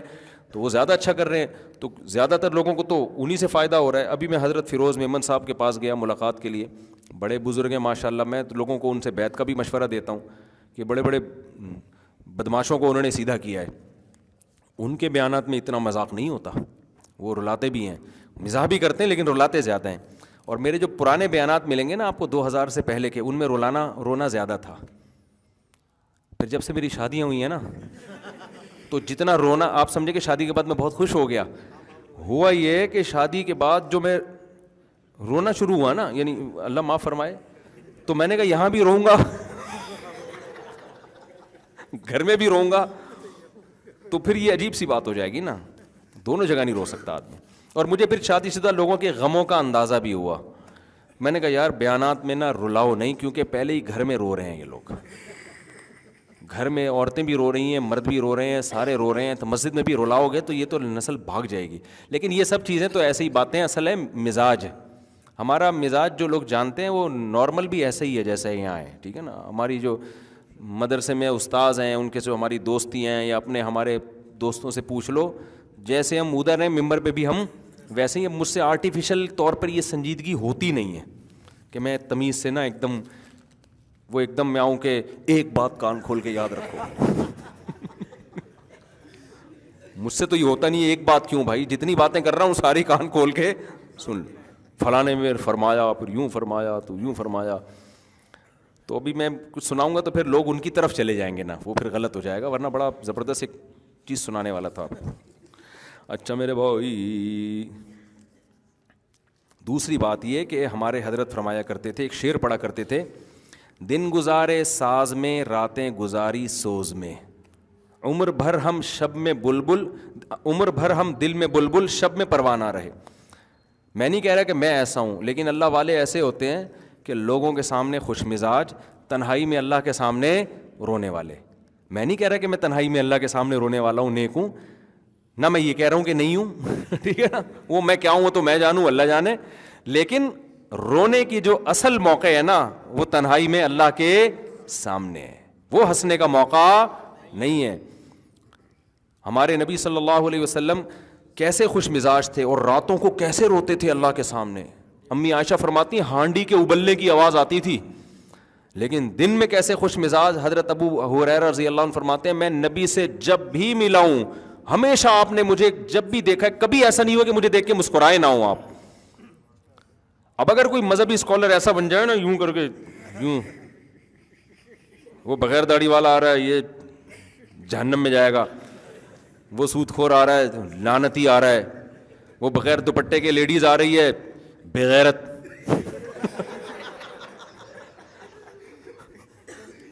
تو اس سے کیا ہوگا, وہ دوپٹہ پہن لے گی ہے بھائی, وہ وہیں سے بھاگ جائے گی، بولے وہ وہیں ٹاٹا کر کے میں کسی پادری کے پاس جاؤں گی، مولوی کے پاس آنے کی ضرورت نہیں. تو یہ تو یعنی ہونا چاہیے میرا خیال ہے، تھوڑا سا مجبوری ہے. لوگوں کو دین سکھانا ہے تو تھوڑا سا خوش مزاج ہونا. ہمیں اتنا ہوں نہیں لیکن ہونا چاہیے انسان کو. اچھا میرے بھائی، دنیا آخرت کی 100% کامیابی اللہ نے دین میں رکھی، لیکن آج جو جتنا مذہب سے دور ہوتا ہے دنیاوی اعتبار سے اتنا کامیاب ہوتا ہے بھائی، وہ عیاشی کو کامیابی نہیں کہتے. اس پر تو کئی بار بیان کر چکا ہوں میں. عیاشی الگ چیز ہے، کامیابی الگ چیز ہے. عیاشی تو ماشاء اللہ مثال نہیں دینا چاہتا میں. میری والدہ کہتی ہیں تمہاری دینداری میں معیار بہت اونچا ہے، آج کے دور میں اتنی دیندار لڑکی نہیں ملے گی. ملے گی بھائی، دیندار لڑکیاں بھی بہت ہیں مارکیٹ میں. گناہ چھوڑنے کے لیے اس کے اسباب بھی چھوڑنے پڑتے ہیں. تو اگر کوئی شخص موبائل پر بد نظری کرتا ہو تو وہ کیسے موبائل چھوڑے، جبکہ اس کی پڑھائی سے متعلق ہاں کچھ کام ایسے ہیں جو اب معاشرے کا حصہ بن گئے، ان کو چھوڑ نہیں سکتے آپ. تو اس کا پھر طریقہ یہی ہے کہ جب بد نظری ہو تو صدقہ کریں، اپنے آپ کو سزا دیں، آہستہ آہستہ انشاءاللہ وہ گناہ چھوٹ جائے گا. ویسے بھی موبائل چھوڑنے میں یہ ہوگا کہ آپ اگر چھوڑ دیں گے نا تو جب بد نظری کا دل چاہے گا تو دوبارہ خرید لیں گے. صحیح ہے نا. مطلب یہ کہ دنیا سے تو ختم نہیں کر سکتے نا. تو اس کا حل پھر یہی ہے کہ بھائی آپ جب اس پہ کوئی الٹی چیز دیکھیں اپنے توبہ بھی کریں اور اپنے آپ کو سزا بھی دیں. آہستہ آہستہ انشاءاللہ جب چاہیں گے نا تو یہ برائی چھوٹ جاتی ہے. اچھا بھائی، آپ کے یورپ کے سفر کے ولاگز دیکھے، آپ کے پیرس والی مسجد کا ولاگ بہت اچھا لگا مجھے. آپ کیا ہمیں مسجد میں عورتوں کے لیے جگہ مختص نہیں کرنی چاہیے؟ بالکل کرنی چاہیے. میں نے آپ کے اس حوالے سے جتنے بیان سنے کہ عورتوں کو مسجد میں آنے کی اجازت دیا، جن سے لوگوں نے آپ سے اختلاف بھی کیا، مگر میں کم از کم بازاروں میں، پارکوں میں، پبلک پوائنٹس میں ایسی مسجد بنانی چاہیے جس میں خواتین کے لیے نماز پڑھنے کی جگہ ہو. بالکل ٹھیک. ہم جب بازار بہت لمبا میرے بھائی، تو نے تو اپنا پورا خط لے کے لے آیا ہے. بس خلاصہ یہی ہے کہ بالکل ہونا چاہیے مسجدوں میں ایک الگ سے جگہ اس زمانے میں ہونی چاہیے. اس پر میں کئی دفعہ بیان ریکارڈ کروا چکا ہوں، دلائل بھی دے چکا ہوں. مفتی صاحب، ہماری کمپنی میں ایک مسجد میں نماز ہوتی جہاں جس میں ہم ایک حافظ قرآن نماز پڑھاتے ہیں. بہت سے لوگ اس کے پیچھے نماز نہیں پڑھتے، وہ اپنی الگ نماز پڑھتے ہیں. جو لوگ جماعت کی نماز چھوڑ کے، جہاں مسجد قریب میں نہ ہو تو وہاں بھی لوگوں کو ایک ٹائم متعین کر کے جماعت سے نماز پڑھنی چاہیے. ہر آدمی اخپل طریقے سے نماز پڑھے، یہ نماز کی شان کے خلاف ہے. نہ صحابہ کا طریقہ ہے، نہ نبی کا طریقہ ہے یہ. اور اگر قریب میں مسجد ہے تو پھر تو مسجد کی جماعت واجب ہے. اگر نہیں ہے تو آفس میں ایک ٹائم متعین کریں. پھر اگر کوئی نہیں آتا تو اس کی مرضی ہے، لیکن آپ ٹائم متعین کر دیں. سارے کام اکٹھے ہو رہے ہوتے ہیں، نماز کے وقت الگ ہو جاتے ہیں. میں نے بہت تفریح پہ جا رہے ہیں سب اکٹھے، کھانا کھا رہے ہیں سب اکٹھے، چائے پی رہے ہیں سب اکٹھے. نماز کے ٹائم پہ ہر آدمی اپنی اپنی، تو اللہ کو غصہ نہیں آئے گا؟ سارے کام اکٹھے کر رہے ہو، نماز پڑھتے ہوئے تمہیں اکٹھے پتہ نہیں کیا تکلیف ہوتی ہے. مفتی صاحب، آپ اتوار والے بیان میں تھوڑا جلدی شادی والا بیان کر دیا کریں. میں تو چاہ رہا ہوں اب میں فی الحال یہ بیان تھوڑا روک دوں اور آپ پھر مجھے وہی شادی والے بیان لیں. اچھا بھائی، یہ کچھ اس کو مسئلہ زیادہ لگ گیا ہے. مفتی صاحب، ایک قوالی ہے جس میں یہ لفظ استعمال کرتا ہے، بھر دے جولی میری یا محمد، کیا یہ شرک کے مشابہ ہے؟ دیکھو الفاظ تو خطرناک ہیں، بھر دے جھولی میری یا محمد صلی اللہ علیہ وسلم. الفاظ تو شرک کے قریب ہیں. اگر اس میں یہی نیت ہو کہ نبی صلی اللہ علیہ وسلم وہاں سے بیٹھ اپنی قبر مبارک سے جہاں سے چاہیں میری جھولی بھر سکتے ہیں اور میری مدد کر سکتے ہیں، تو یہ تو شرک ہے. لیکن شاعری میں ہمیشہ شاعر کا کلام کا ظاہر نہیں لیا جاتا. جو شاعری ہے نا وہ تخیلاتی دنیا کی ایک ہوتی ہے، اس میں مبالغے ہوتے ہیں، تو اس میں فوراً کفر کے فتوے لگا دینا یہ ٹھیک عمل نہیں ہے. تو احتیاط تو یہی ہے کہ ایسی قوالی تو ویسے بھی کوئی اچھا عمل نہیں ہے، لیکن یہ کہ اس پہ کفر کا فتویٰ جلدی نہ لگائیں. شاعر کی پتہ نہیں کیا نیت تھی، تو وہ ہم شاعر سے زندہ ہوتا تو ہم اس سے پوچھ لیتے. لیکن بہرحال احتیاط کے خلاف ہے، احتیاط کے بہرحال خلاف ہے. تجدید ایمان کا طریقہ کلمہ پڑھ کے دوبارہ اسلام قبول کرے، اور جو کفریہ جملہ اس نے نکالا ہے اس سے توبہ کرے. جس کے سامنے نکالا ہے اس کو بھی بتائے کہ میں نے اس سے توبہ کی ہے. لا علمی میں انسان کافر نہیں ہوتا. کفر کا تعلق عقیدے سے ہے. جان بوجھ کے جب منہ سے نہیں پھوٹے گا اس وقت تک کافر نہیں ہوتا. وہ غلطی سے تو بہت کچھ ہوا ہے. حدیث میں آتا ہے کہ ایک شخص کا ساز و سامان گم گیا اور اچانک ریگستان میں اس کا سارا سامان اس کو مل گیا، تو خوشی سے وہ کیا کہتا ہے، اللہ تو میرا بندہ میں تیرا اللہ. تو کیا کفر کا فتویٰ لگائیں گے؟ کچھ بھی نہیں بھائی، یہ تو جان کر تھوڑی کہا ہے اس نے. اسی طرح جو اشرف علی رسول اللہ والا جو تماشا بنایا ہوا ہے نا فضول قسم کا، اس کو خواب آیا تھا، وہ اسی خواب میں کہتا ہے غیر اختیاری طور پر میری زبان سے نکلا اشرف علی رسول اللہ. تو پھر حکیم الامہ نے اس کو, چونکہ وہ ڈر لگ رہا تھا کہ پتہ نہیں میں کافر تو نہیں ہو گیا, تو اس کی خواب کی ایک اچھی تعبیر بتا دی انہوں نے. خواب کی کیا کر دی؟ اچھی تعبیر بتا دی. اگر وہ جاگتی حالت میں جان بوجھ کر کہتا نا کہ اشرف علی رسول اللہ, تو 2 تھپڑ کھینچ کے لگاتے اس کے, کیونکہ ختم نبوت پہ جتنا ہمارے اکابر نے کام کیا نا, اتنا کسی کو یہ حصہ نصیب نہیں ہوا. تو کیڑے نکالنے کو آپ نیگیٹو سوچ کے ساتھ کچھ بھی کرتے رہو, سوسائٹی کو الو بناتے رہو, اور پازیٹیو سوچ ہوگی. تو مولانا تھانوی کی پازیٹیو سوچ تھی. تو جب انہوں نے دیکھا کہ اس کو خواب آیا ہے اور غیر اختیاری طور پر اٹھتے ہوئے اس کی زبان سے یہ کلمات جاری ہیں, تو اس کو تسلی دی. گھبرا رہا تھا وہ کہ نہیں بھائی اس خواب کی اچھی تعبیر ہو سکتی ہے. ان کو پتا تھا یہ ختم نبوت کا قائل ہے, یہ مجھے نبی نہیں مانتا ہے, تبھی تو گھبرا رہا ہے. مانتا ہوتا تو کہتا کہ بڑا زبردست خواب آیا حضرت, زبردست, آپ تو اللہ کے رسول ہو گئے. وہ بھی کہتے ویری گڈ, زبردست. انہوں نے بھی تعویل کی کہ یہ سنت سے, یہ سنت کے قریب ہونے کی علامت ہے. اس پہ میں پورا بیان ریکارڈ کروا چکا ہوں. مفتی صاحب کیا یہ واقعہ سچ ہے کہ حضرت بلال نے اذان نہیں دی تھی تو صبح نہیں ہوئی؟ یہ واقعہ صحیح نہیں ہے بھائی. مفتی صاحب تابوت سکینہ پر تھوڑا سا بیان کر دیں. کیا حضرت یوسف علیہ السلام کو دوبارہ دفنایا گیا تھا؟ مختصر روشنی ڈال دیں. تابوت حضرت یوسف کو دوبارہ دفنایا گیا تو میرے علم میں نہیں ہے, لیکن جو تابوت سکینت ہے وہ حضرت موسیٰ علیہ السلام کی عصا اور آپ کی یادگاریں ایک تابوت میں تھیں. تو چونکہ پیغمبر کی چیزیں تھیں, اس میں بڑی برکت تھی, تو بنی اسرائیل جب بھی جنگوں میں جاتے وہ تابوت ساتھ لے کے جاتے, اس سے ان کو ایک اطمینان ہوتا اور اللہ اس کو فتح عطا فرماتے.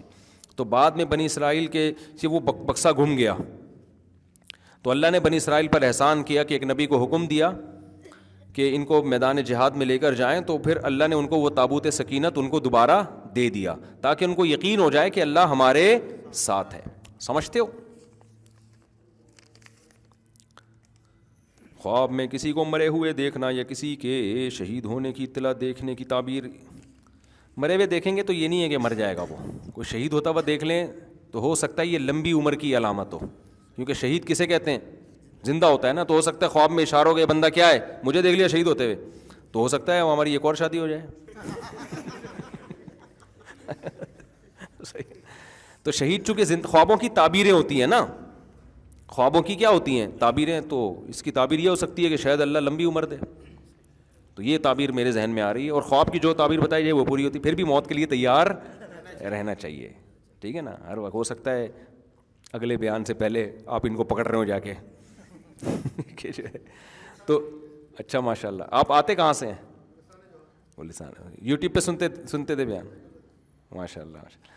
تو اور کوئی پرچی تو نہیں ہے بھائی؟ مغرب کے بعد بیان ہوگا. وہ بھائی سے معذرت, وہ جو وہاں بیٹھے ہوئے ہیں نا, وہ کہاں گئے؟ مارکیٹ سے ہی شارٹ ہو گئے, وہ غصہ ہو گیا.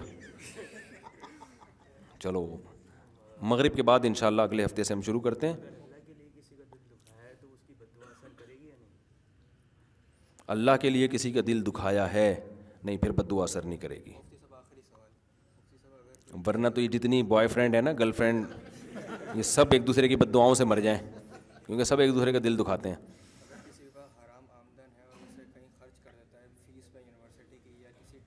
جلدی کرو خرچ, اگر خرچ کر رہا ہے نا تو اسپیڈ سے خرچ کرو. اتنا ٹائم وہ خرچ کرنے میں نہیں لگاتا. اماؤنٹ بھی صدقہ کرنا پڑے گا. کیا کیا اس نے؟